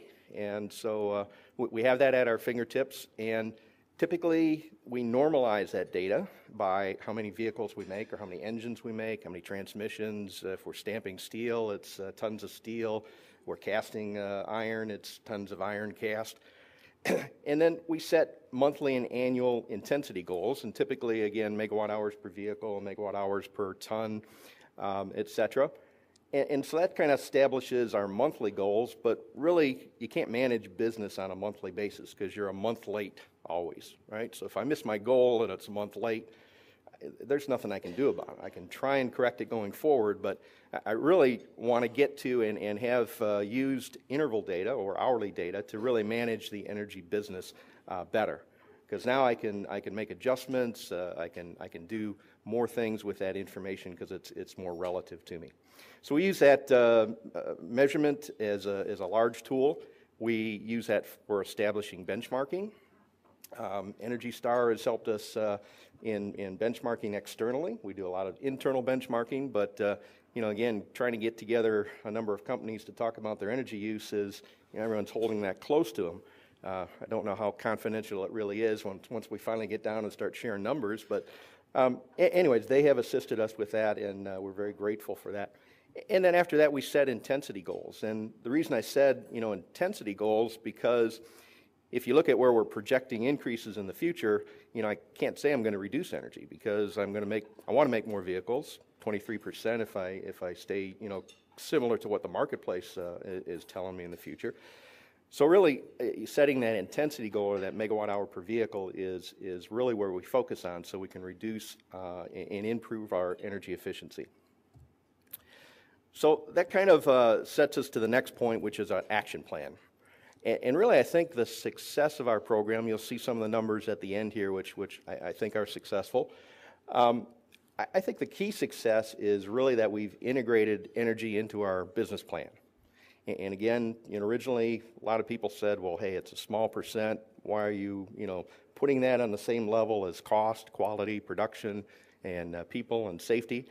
Well, again, it's important for the environment, and so we've made energy as a key part of our business plan. So the Plan, Do, Check, Act not only includes, how many vehicles I'm going to make, what quality levels I'm going to achieve, what cost, but it includes how much energy per vehicle that I'm going to use. And by doing that, now I've got the plant manager's attention, right? Because he's scored on that, he's compensated based on that. So, I mean, that to me is a key success factor in making an energy management system work. So after that, we set, typically objectives and goals, similar that you would for quality and production. We figure out what kind of energy efficiency projects we have to plan to do those, and we do that on it's a normal course of our business. It's not something that we do 1 year and then forget about it and go back 2-3 years later. It's every year. This is what are we going to do this year? We've got to meet these goals. So conservation initiatives, are a second piece of that. Obviously, the simple things of shutting down and effective shutdown, eliminating waste, as well as employee involvement. Get all of the employees looking at and interested in reducing energy and improving energy efficiency. So, evaluating progress. We measure again to see how well we've done. We have hourly dashboards, look at weekly shutdown results. You see a scorecard here of our energy per unit, for various facilities. And so they're scored really red, green, or yellow. Did you make your metric or not? And if you didn't, you have a countermeasure that tells you this is how I'm going to improve, this is how I'm going to make it next month. And really the hourly dashboard, kind of gives people a feel for, 1 week into the month, this is how I'm doing, and then they can make some adjustments based on the results that they get from there. So, How are we doing? I think we're doing well. I think our facilities are demonstrating environmental leadership. We'll talk a little bit about some of the continuous improvement things and the results that we have through energy efficiency, renewable energy use, resource conservation, and waste reduction. And sometimes we don't correlate waste reduction with energy, but really, if you look at how much carbon you avoid by reducing waste, over half of our facilities are landfill free, which means we recycle a lot of materials, and that's avoided about 3.8 million tons of metric CO2 a year. So waste is definitely a part of this that we look at as well. Some other successes. Driving energy efficiency, we've reduced carbon emissions intensity by 26% over the last 5 years, 28% energy use, so very good correlation there. And then one thing that's, I think, a little different, I didn't really even know how to put it in here, but this $40 million initiative spend is not from our manufacturing, and it doesn't really relate to any General Motors facilities. But it really is good for the environment, so I thought I'd throw it in here. Our Chevy marketing folks decided that they wanted to offset 8 million metric tons of CO2, so they've really come up with projects for the community, things like insulation in homes in Bade. Let's see, other projects for renewable energy installations, and really the intent is spend monies that you probably would have spent on marketing otherwise and do it for energy efficiency and for CO2. So our efforts over the last 5 years, about enough electricity saved to equivalent to about 1.3 million homes. Now the methods we use to do that, I'll kind of put them into two different categories. One, strategic. So if we have a capital investment that we're going to do, our majority of our energy is in a paint shop, so I use this example. We spent about $6 million to retool the Orient Assembly Facility to make small cars, and actually the small car we make, the Sonic, which you see a picture of there, is the only small car manufactured and assembled in the United States currently. It had a new energy efficiency, high quality paint facility. And we were able to use and get in and really optimize the technologies that we put into this place. We came up with the goal of we wanted to reduce our energy intensity 50% for the facility. And in doing so in spending the $600 million, there would have been no way that anyone would have given me that money to save energy. Just no way possible. Paybacks would have been 30, 40 years long. However, if I can do small pieces of it, technology I'm going to install anyways, optimize it for energy, then I can get some really great gains. So some of the examples here: efficient paint technology. We use the 3-wet process, which eliminates an oven. Eliminated steam heat using direct fired gas in the air handling units for the paint booths. And then just energy efficiency building systems, lighting, controls, etc. Now this was about a 25-year-old paint shop, which is, was right at the end of its life. So it kind of gives you a perspective of the strategic portion, capital investment. Don't just, replace in kind, but go in there and find the efficiencies so you can make some great improvements. And then the second part of this, what I'll call is tactical, is kind of the ongoing. Since we've integrated our energy management into our business process, every year we said, well, we need to spend some money if we're going to make our goals. And so fortunately, with a combination of incentives, utility incentives, government incentives, as well as just company providing us with a fund, we spend about $15 million a year in the U.S. on energy efficiency projects, typically heating, ventilation improvements, controls, efficient lighting, VFD drives for pumps, etc. So, and we really focus on less CO2. So we'll look at projects, can I do energy efficiency? Can I fuel switch? Some of the CO2 reductions you saw there were switching from coal to natural gas or coal to landfill gas in our boilers. And then lastly, renewable energy. So those three things we really focus on. So from renewables, we're one of the leading users of renewable energy in the manufacturing sector. We use about 1.4% in the U.S. We have about 30 megawatts of solar power at 7 facilities, and we plan to double that by 2015. We have a large 1 megawatt facility in California. When we first put it out there, it was fairly large, but now there's a lot larger ones in the U.S. But we also have the world's largest industrial rooftop installation in Zaragoza, Spain, and largest PV array in southeast Michigan, and about 7 facilities that have solar charging canopies. And the solar charging canopies are really nice because you pull a volt up to them and charge it, and if you only did that and you only drove on electricity, I mean, your carbon is nil, right? So it's really the best of anything that you could do. So last, again, I didn't really know where to put this one in, but I'm very proud of it, turning trash into energy. We are also the second largest industrial user of landfill gas in the United States, and 4 of our manufacturing facilities use this as an energy source. We generate about $5 million of savings. So again, you look at lower carbon, offsetted coal, in this case, less greenhouse gases, sulfur dioxide, nitrous oxides.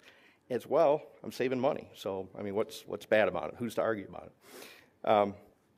And as well, we've expanded to use it in regenerative thermal oxidizers as well. So, I'm hoping you saw the trend from, take this and manage this process as a business. And I think you can see the results are commensurate with that. Thank you.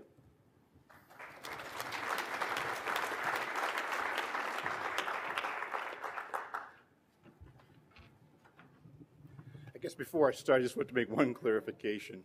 I don't manage the Michigan Economic Development Corporation. I'm the manager of the Michigan Energy Office. That title of manager or CEO of the MEDC really belongs to Mike Finney. And to tell the difference between Mike and myself is that I wear a tie, Mike doesn't. Okay. With that, I want to walk through a little bit about how we're structured, how the MEDC is structured, and where the Energy Office fits within that corporate structure.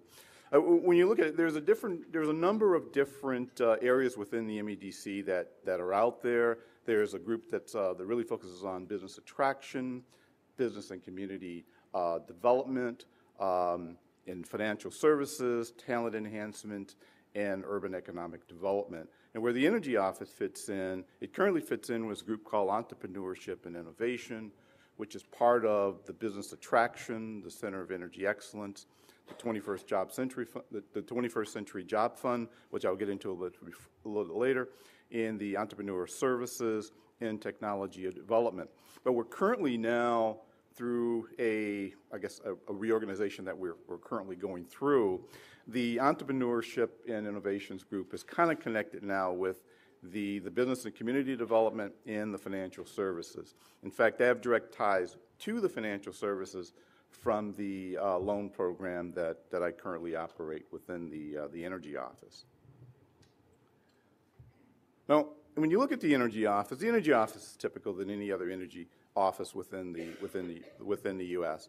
Our mission, similar to the other offices, is really to develop policy and programs that promote economic development, increase energy efficiency in the public-private sectors, and reduce the state's dependency on import energy and create and retention of jobs. That is really, it's kind of an important aspect, at least for us, because 80% of the energy that comes into Michigan is all import. We really generate just a small percentage as compared to other states. And we're organized similar to the other energy offices. We have a focus on public buildings. We look at energy efficiency in the public-private sector.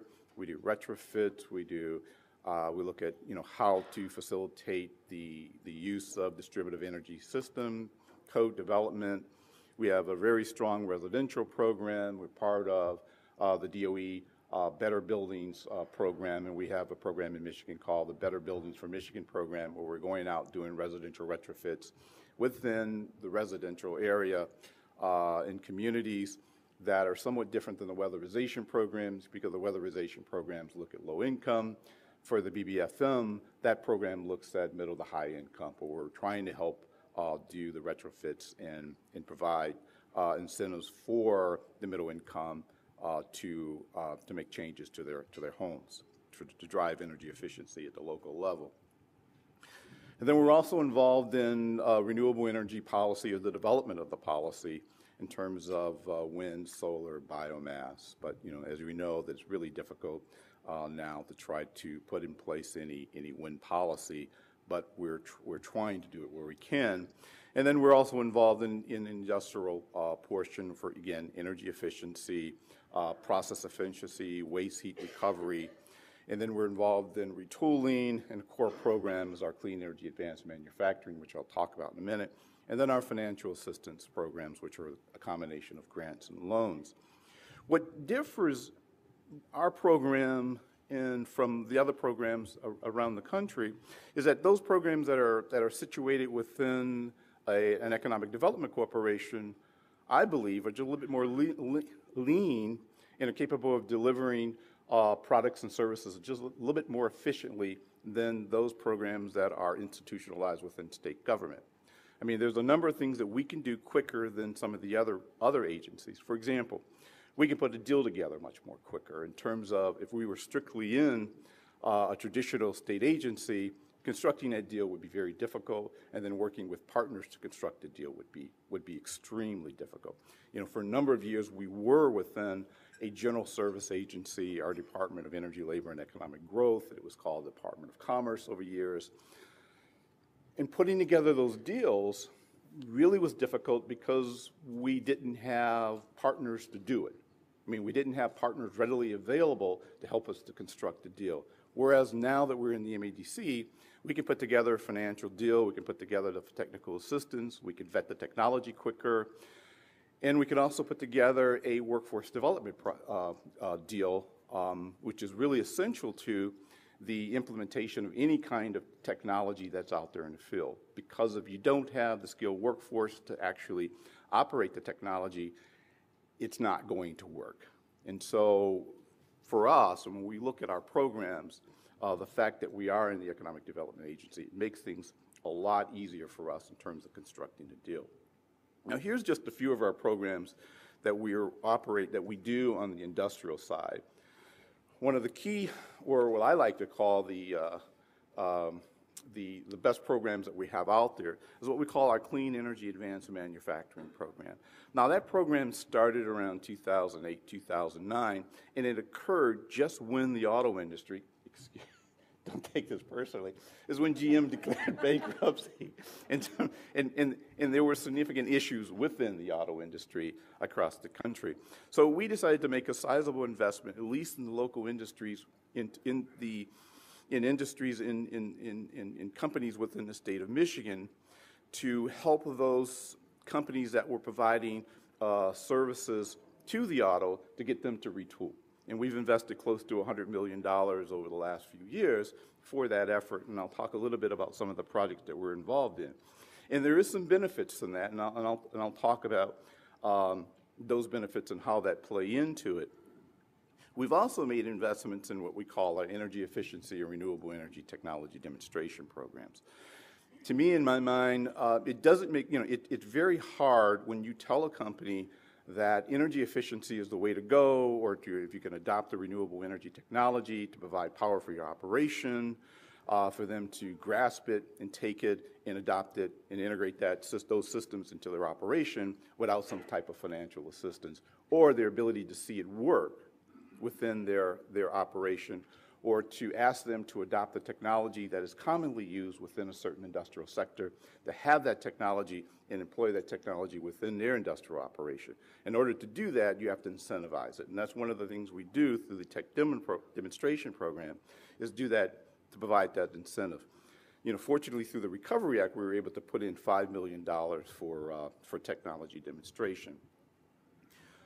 We're also involved in ag energy projects, and not only the projects where we're looking at biomass, but we're also involved in working very closely with the ag industry to put in place those technologies that would increase their efficiency, especially in the dairy operations, as well as helping them integrate renewable energy such as wind, biomass into their program.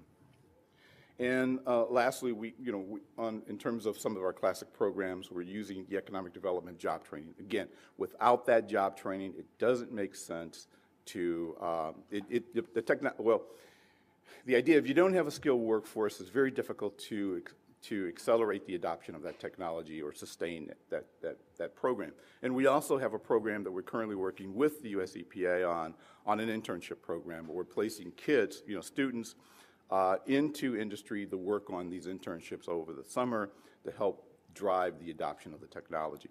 Two programs that I don't show up here is what I call our Save Energy Now program, where we go out and do industrial assessments and look at opportunities for waste heat recovery, and also there's our Retired Engineer Technical Assistance program that go into companies to do assessments to look at opportunities for energy efficiency as well as pollution prevention.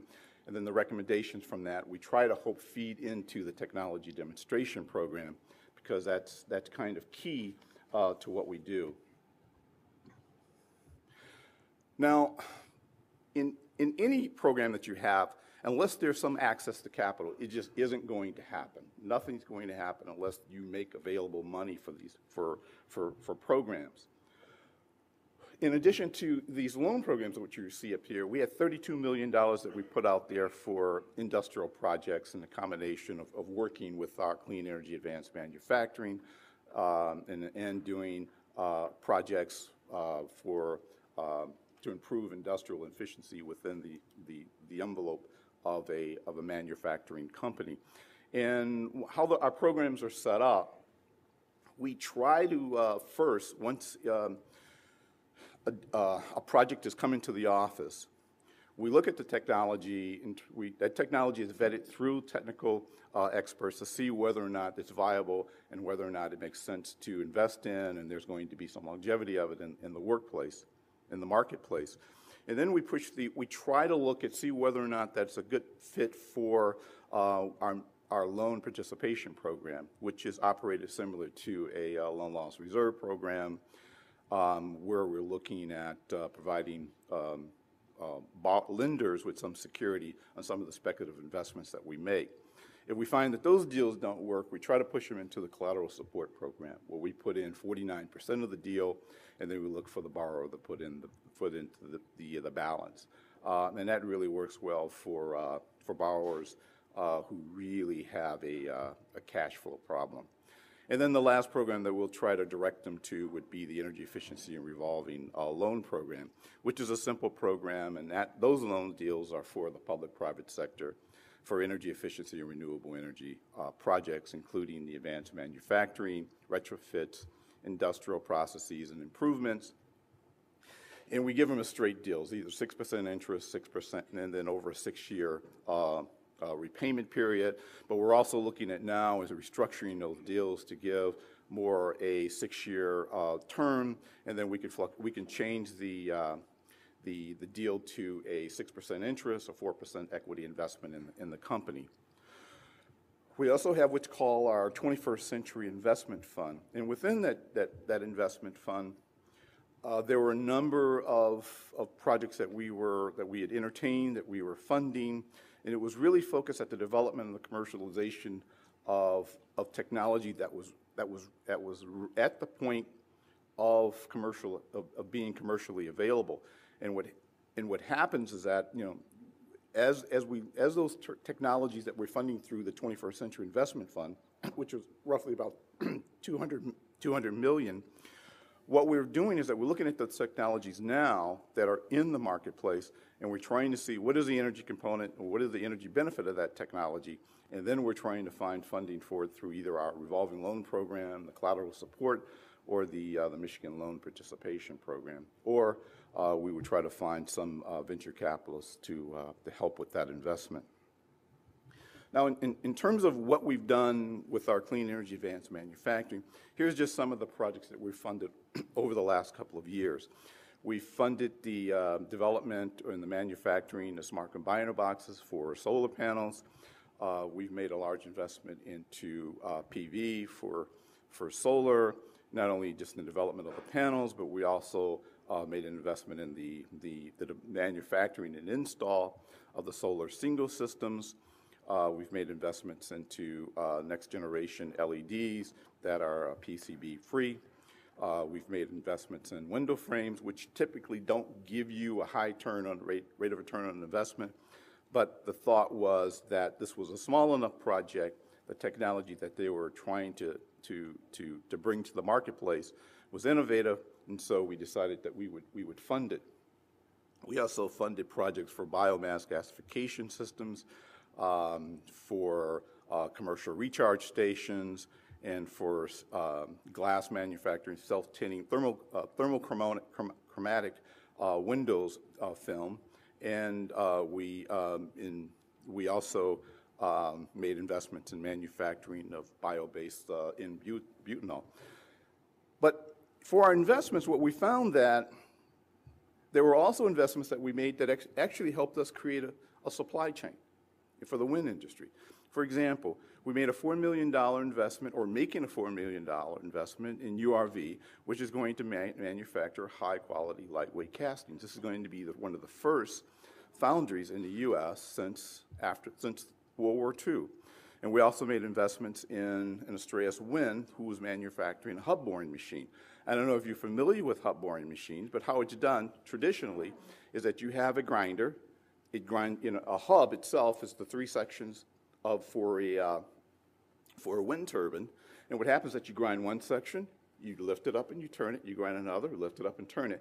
And it can be anywhere between a 24-hour to 48-hour operations, depending upon the complexity and geometry of the hub that you're boring. This machine will do it in 4 hours. It's a single-axis machine. It will take it. It sits on a turntable. There's actually 3 machines and cutters, and it cuts it all at the same time. So these are the innovations that we're seeing, as well as we have a company called Energetics that manufacture blades. And these are some of the other projects that we're currently funding. But here's the thing. What we're finding is that when we first started off, we were looking at trying to find companies to fund that were supplying the automotive industry. Now what we're seeing is that, well, these companies and some of the technology that we're funding, it can be just reverse. Because easily for them to change the operation to begin to service the auto industry once again. And not only the auto, but other industries that were on the decline in 2009. And that's what we're seeing through this and through our investments here. And it's striking in the sense that we're able to do that. And there's also some environmental improvements from some of the operations that we're funding. Now, lastly, in terms of market trends, I mean, we're doing investments here in terms of what we see to be those areas of the state that are high growth, that are competitive, and that we believe that it will sustain Michigan's economy. Again, there's no secret there. I mean, it's common sense that in order for Michigan to rebound and to move forward, it's got to be automotive. I mean, that's the only way we're going to do it.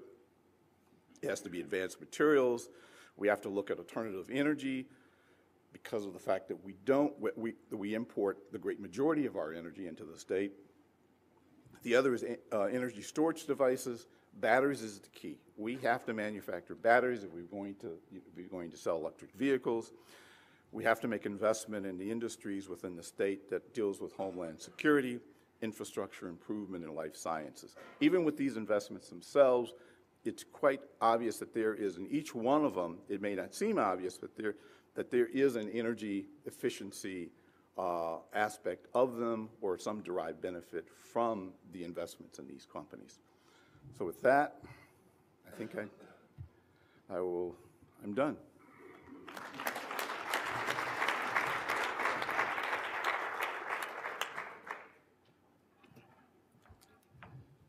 So thanks. So when my good friend Stacy called, here I was the former board treasurer, longtime board member of MIA. I was so proud. I figured I must have left a lasting impact. But then, of course, I look at the schedule, right? So what's the one thing you don't want as a speaker, right? Last speaker on the last panel of the day. All right, so that was, all right. Yeah, no, right, you were right. So then add in, right, what's another thing you don't want, right? You don't want to have to speak right before the person that everybody's coming to see, right? You're all here to see this dynamic speaker that's going to follow us after this great panel. So I'm stuck between that, right? So then Stacy decides, you know what, we'll even add a third free, right? We'll put lunch right in the middle of it. So I obviously ticked her off. Yeah. So I guess it was all those checks that I never signed for you, so you missed your house payment. So I apologize to that, but glad to be here. Thank you for inviting me, and it's been a great panel, a great day. So what I will try to go through quickly, because we do have a hard stop, and we also probably have questions and sleepy people who want to go take a nap before the next excitement. So I'm just going to go through a couple thoughts and present it really as thoughts from a recovering banker who now helps manage and administer a utility-funded program. So those are the contexts. It's like the turducken, right? You can't get your arms around what that means. And these are some of the thoughts that I have. Not being in this industry, the industrial industry, but in sort of looking at how to help the industry and then now how I administer funds for it. And so where I come from is the Shaw Group. We're sort of Fortune 500. And we sort of have two primary businesses that I see. So we both build the generation plants. That's our largest sort of set of revenues. But now we have a fast growing that's on the other end, which is conserving it. And so we have a large now consulting practice helping to deliver energy efficiency programs, administer energy efficiency programs for utilities and for Fortune 500s and other private companies. So I come from the finance world. And what's been interesting to me in the industrial sector is, as a group, it's actually pretty open to efficiency, in some ways much more so than many of the other places that we sort of administer for. You take housing, for instance. It's almost impossible, right, to get homeowners to care about this stuff. But you take some industrial companies, and they actually care a great deal. And some of it that's just an important way that they manage their business. As we heard, even on the side of, you don't necessarily have to have a large energy budget as a percentage, but it's a lot of dollars. It makes a big difference when you're managing billions of dollars, not tens of dollars, right? Investment decisions become a far easier thing. And often, that efficiency is part of what they manage all the time. And so it sort of fits. The other thing that's very clear, and we've heard it throughout the panel, and I see it every day when I have to process these checks, is that these utility programs make a big difference in how the world is organized. And we have lots of customers up in Wisconsin, and they manage their annual capital budget so they can maximize the level of incentive that they get every year. That there's capped on a project basis, capped on a individual firm basis, and they clearly make decisions. And so, God forbid, at the end of the year, if you don't get that check out on December 31, because they will mean that their whole capital plan, is now messed up because they were counting on that for going out December 31 because they had the next project on ready to go on January 1st. And that's very, very different than most sectors. I think the other thing that then we come into as a financier is, as I try to understand what we're paying for as a utility program minister, and what we've heard a lot is this process improvement. And process improvements are really hard to finance, right?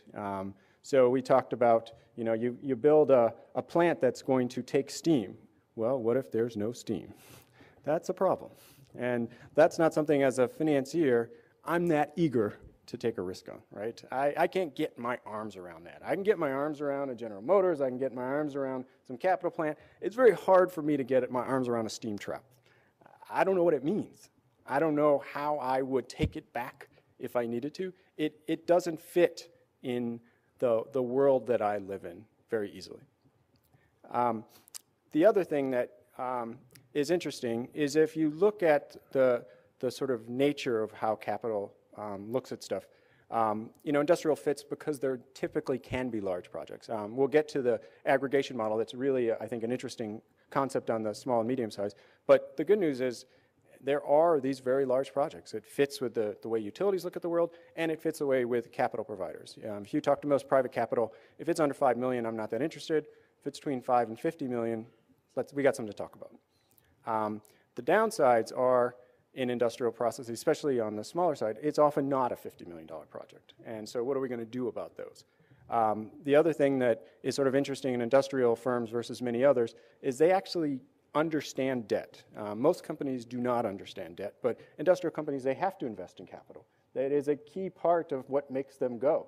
And between their balance sheet to manage receivables to the need for long-term investments, debt they get. They may not want it, they may not like the terms, but they get it. That's unusual in energy efficiency in most sort of programs that we work with. But the reality is that it's often, too, a very customized project, right? So the utility programs like it because it's custom. They can sort of pay per energy efficiency. You get this large volume of incentives and energy savings for a very small investment in terms of time and energy to understand it. But that's not very good from a lending perspective. So now you have something that really only worked in that place. So what do you do? Give some thoughts on some of the things that I've seen as I've looked around at the ways people get around this. So we heard about shared models, and certainly there's a lot of issues with FASB, but it actually is a fairly attractive way for companies to think about stuff, right? I don't have risk if I don't have performance, and so that makes it very attractive. It's also interesting that private capital is increasingly coming into this. That was very not the case. We're going to hear on Friday from a gentleman from Citigroup who's going to say this, and I think it is a very true thing, that capital actually is starting to care about this stuff in a way that wasn't, and it may be to these good points that we heard earlier. Development finance industry agencies now have sort of woken up to this, these sort of state agencies that manage bonds on behalf of the public. You have utilities sort of increasingly looking at it, and even the SBA for the smaller scale. I mean, so you actually have a lot of capital that's trying to get into this and trying to make sense of it, but it's hard, which is the hard part. So as you are interacting on a government and utility, what does that mean? I think the first thing we have to realize, most private capital is going to go to the GMs. They have access to capital markets. They can get their arms around GM, and they, most part, don't even know what GM's doing with it, right? I mean, you're borrowing on your balance sheet, you're just using it for a variety of courses. You don't really have to understand exactly how it's going. So so within that, they want high-rated capital borrowers, and they also really don't want project finance. That's just, those two things are just the reality of it. The other thing is that most projects are small, and so private capital really doesn't like that. It's too much cost to understand what's going on. And so there's, I think, a big role for government, for utilities, for subsidy to make that. And I think this aggregation question that we heard about, I think is one of the more interesting ones. And I think talking, afterwards, I think, the reality is that these models of moving away from the credit towards a way to lend to a utility is probably the most likely to work. It's very hard for lenders to buy up a bunch of loans to a bunch of different companies for a bunch of different products and then understand what we're getting and manage that risk. It just doesn't work that way. We can't understand how to do that unless they're very commoditized and mostly guaranteed by somebody. It's just not the way that lenders work. So there really is a need for people to find ways to aggregate this, hold it on their balance sheet in a sense. So the government's taking that role, aggregating, and then figuring out a way that then they can go to the capital markets. The capital markets are not going to come down. Even a bank's not going to come down to that level. There's an intermediate role, and somebody's got to play it. So what I'll talk about is one mechanism. I sit on an investment board of an example of a lender that was capitalized by utility funds to invest in industrial projects. So it's actually a Wisconsin-based 501c3, so it's a nonprofit. What it's looking at, its role is to finance emerging technology. So it is looking for the process improvements, the kinds of new ways of saving energy that are not necessarily mainstream. And it thinks that there is significant opportunity to take it mainstream, but the market doesn't understand it, the financing community doesn't understand it, so somebody needs to take that performance risk, and including a lot of times the people that are benefiting from it don't believe it. So it has to take performance risks even from the beneficiaries, and that's where these shared models become important. So if I am an owner of a plant, you're bringing in a new technology that you say will reduce my energy costs by 20%, and I only have to borrow at 5%, so it makes a lot of sense. How do I know I'm going to get that savings? And so it will then say, okay, you don't have to pay unless there's savings. So it is taking not just the credit risk, which actually is not that severe. It's actually the performance risk that is the most severe, and neither the regular financial community nor the beneficiary wants to take. And that is the most complicated piece of this energy puzzle, is that nobody wants the performance risk. Even in a typical ESCO market where you have a public entity coming with a Johnson Controls or one of the other great institutions, the reality is that most of the capital is just betting on it's going to get paid no matter how much savings are. That the reality is that savings guarantee is between the ESCO and the end user, irrespective of the financier. The financier is not going to take that performance risk. There's some new models, but again, they're really very new and very small. And so what it does is really look at ways to take performance risk and then in other cases take credit risk where it sees an opportunity to aggregate, to get a product to market, to get a way of saving energy there that the capital markets can't understand and can't help. And has been very successful. I think it's a pretty unique way to drive this marketplace, especially on the small end, and I think has a lot of opportunities to drive these kinds of markets forward. So why don't I stop there, because we've got 15 minutes left, and thank you.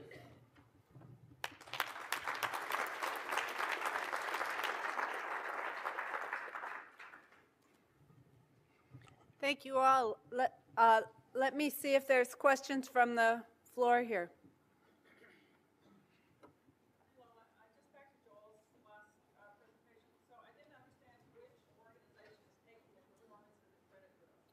It's an institution called Clean Tech Partners. It's a nonprofit. It's called Clean Tech Partners. Yeah, that's the name of it. And the actual fund is called the Technology Investment Fund. And so it was capitalized with ratepayer dollars to foment these kinds of investments. And can you just say what kind of scale are we talking about? Over $5 million? It has lent more than $5 million. I'm not sure. I suppose it's public. I have to sort of, but you know, it's small, and you know, on its website. So this is public. I always be careful as an investment advisor, you know, sort of manager. It's up to $550,000 of investment that it's making per credit. So these are small sort of projects, or at least a small piece of a fairly large project. But typical structure is that the project is getting, you know, $250,000 or $500,000 from the utility directly as an incentive. So the projects themselves might be well over $1 million.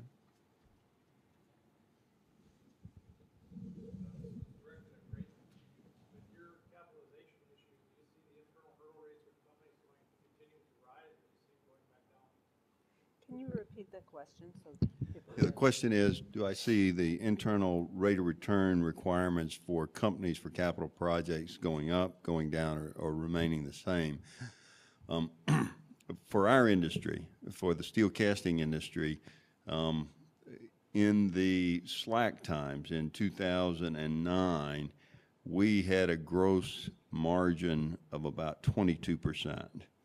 In the most accelerated time, 2007, when we were flat out busy, our median gross profit was, or gross margin was about 28%. Until you have a gross margin of about 35%, then you're not going to make the capital investments to expand your capacity. So there's really two different questions. One is internal rate of return in terms of your capital allocation, which in that case, you've got a structure that's not obvious. Your first capital goes to regulatory compliance, and then the second chunk of capital generally goes to serve your market. So you're looking for market expansion through adding features, promotion, something else. And then your third capital allocation might be to projects that'd be nice to do, but generally those are driven by operational people, not energy efficiency things. In terms of capacity building, a lot of those projects have an ancillary benefit of capital expansion or capacity expansion, but that's not the reason you did the project, so you don't justify it on the additional production that you can do.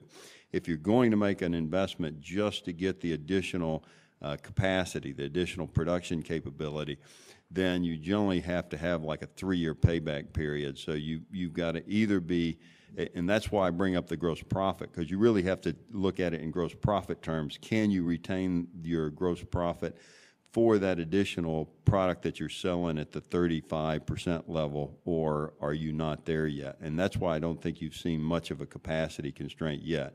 Now, we were unable to raise prices for 25 years, and so all of our MBAs would come in and they knew exactly how to fix our industry. We just needed to raise our prices to get our margins up to where they ought to be. But when there's excess capacity in the marketplace, your competitor down the street will take all that business at some cost plus. And so only when there's a capacity limited marketplace do the product values go from a cost plus pricing to a market value pricing. And the market value pricing continues to creep up until you hit some trigger point where people are willing to make those capacity investments.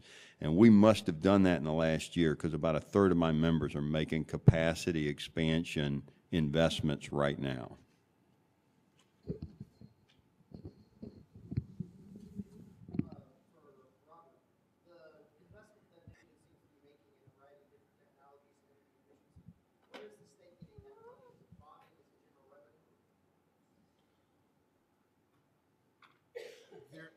It's a combination of three. It's state revenue, it's bonding, and it's federal. For the collateral support program and the Michigan Loan Participation Program, that's federal. Money for the workforce development, that's federal. Money from the that we're using as part of for the Clean Energy Advanced Manufacturing. Part of that money came from the State Energy Program from the Recovery Act. The other part came from bonds for the 21st Century Fund. I think that I'll wrap things up here and thank our panel, because I see that people are starting to trickle out, not wanting to miss the beginning of the MIA conference. So thank you all so much.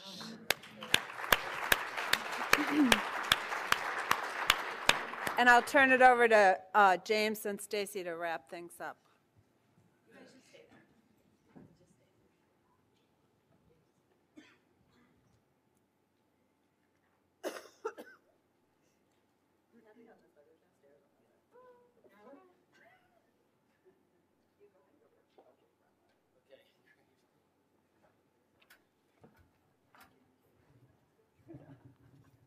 Thanks, everyone, very much. I'm going to be brief in wrapping up for, I guess, the reason that Lola already suggested. I want to thank the speakers of this panel and the previous panels. And thanks very much to the audience who became active participants. It was really great to see such a good turnout and for so many of you to stick around through all the sessions. Hopefully folks are leaving with a better sense of the real potential, and with a sense of the different ways forward in terms of how we could achieve the potential for energy efficiency, industrial energy efficiency in the Midwest. Just a couple themes I'll comment on what we heard today. You know, certainly from one more sort of logistical point. With the exception of the email addresses, which are in the participant list in your packets, didn't want to put that electronically online. Everything else from today's in your packets, including the presentations and video of today's event, will be online hopefully by Friday. We'll have it certainly the WRI website through, if you go through, I think, participate events, and you'll find everything there. And hopefully MGA and the other organizers will potentially replicate or link to that. Certainly you can email me, James Bradbury, if you have questions about accessing any of that information. So I wanted to make sure I made that clear. So in terms of some themes, certainly it was encouraging to hear from Bill Strauss that manufacturing has been an engine, one of the engines of a resurgent economic growth, actually leading economic growth in the Midwest, has been a leader within that. Policy action and investment are needed really to bridge the gap between where the potential is and these outcomes that I think many of us or most of us share that we'd like to see happen.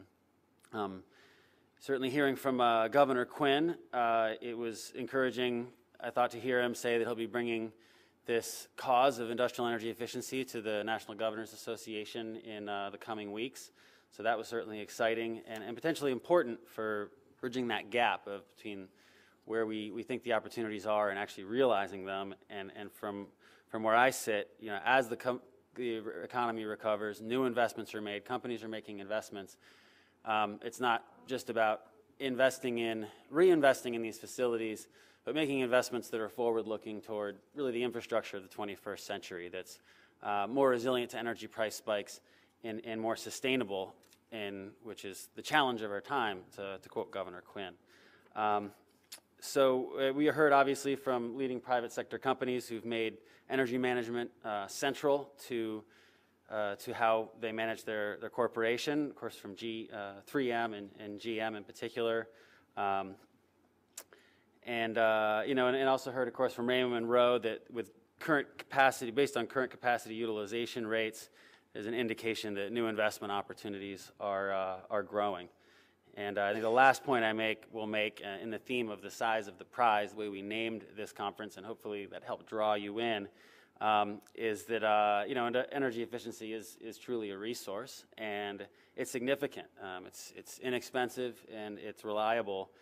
And as I said, it insulates manufacturers from future price pressures. And so those are some themes that I heard. I know Stacy's going to touch on some others. Thanks. It's getting crowded up here. I did want to thank everyone for coming. Selfishly, it's our own conference, the Midwest Energy Solutions Conference. It starts at 1. So I would like to get us wrapped up here. But just a couple of things. As I mentioned earlier, there's been a huge and growing investment with energy efficiency funding that's happened over the last few years. We estimate that even with just industrial being a fraction of it, it's going to exceed $1.5 billion by 2015. So the opportunity now is really what ways can we work to better partner the money that's out there, especially utility-funded programs, all those ratepayer dollars that could also come through the states. How can we use those? How can we use that to support our industries and make them more competitive, but also address some of these job training issues that Ray has brought up, and how we can really make sure that there is a full spectrum and there's a full range of employees out there that are really knowing about energy efficiency, and those businesses can benefit from it. What's been interesting in my perspective for the last year is that industrial efficiency, we've been the manufacturing sector of the United States for 150 years, but industrial efficiency has just decided to explode, as some people would say, on the national footage, where funding is, where people are wanting to prioritize those resources. And I think this was a starting ground for us to start to look to you guys to figure out what are our next opportunity. I think a big thing we need to talk about is, what is it that pushes senior leadership? We know that they need to have some funds available, but from Al's perspective, what was it that finally was the tipping point at GM? Even though he's right, $1 billion is a lot of money, but if it's less than 1% of what their overall costs are, what was that tipping point to make that happen? And then how can we work that down from the big guys, but also then to the small and medium-sized businesses? So I hope what we're going to do, and I made a note to myself to talk to James, I think we'll try to follow up with all of you via email to get some more information on what are the issues out there, and in particular, what are the case studies that we can capitalize on and work to highlight in the future. So with all of that, I want to thank you guys for coming. Anyone that's coming to the Midwest Energy Solutions Conference, it's on the second floor in the International Ballroom, and it's scheduled to start at 1, and Kathleen Hogan goes on the stage at 1:15. So with that, thank you. Have a great day.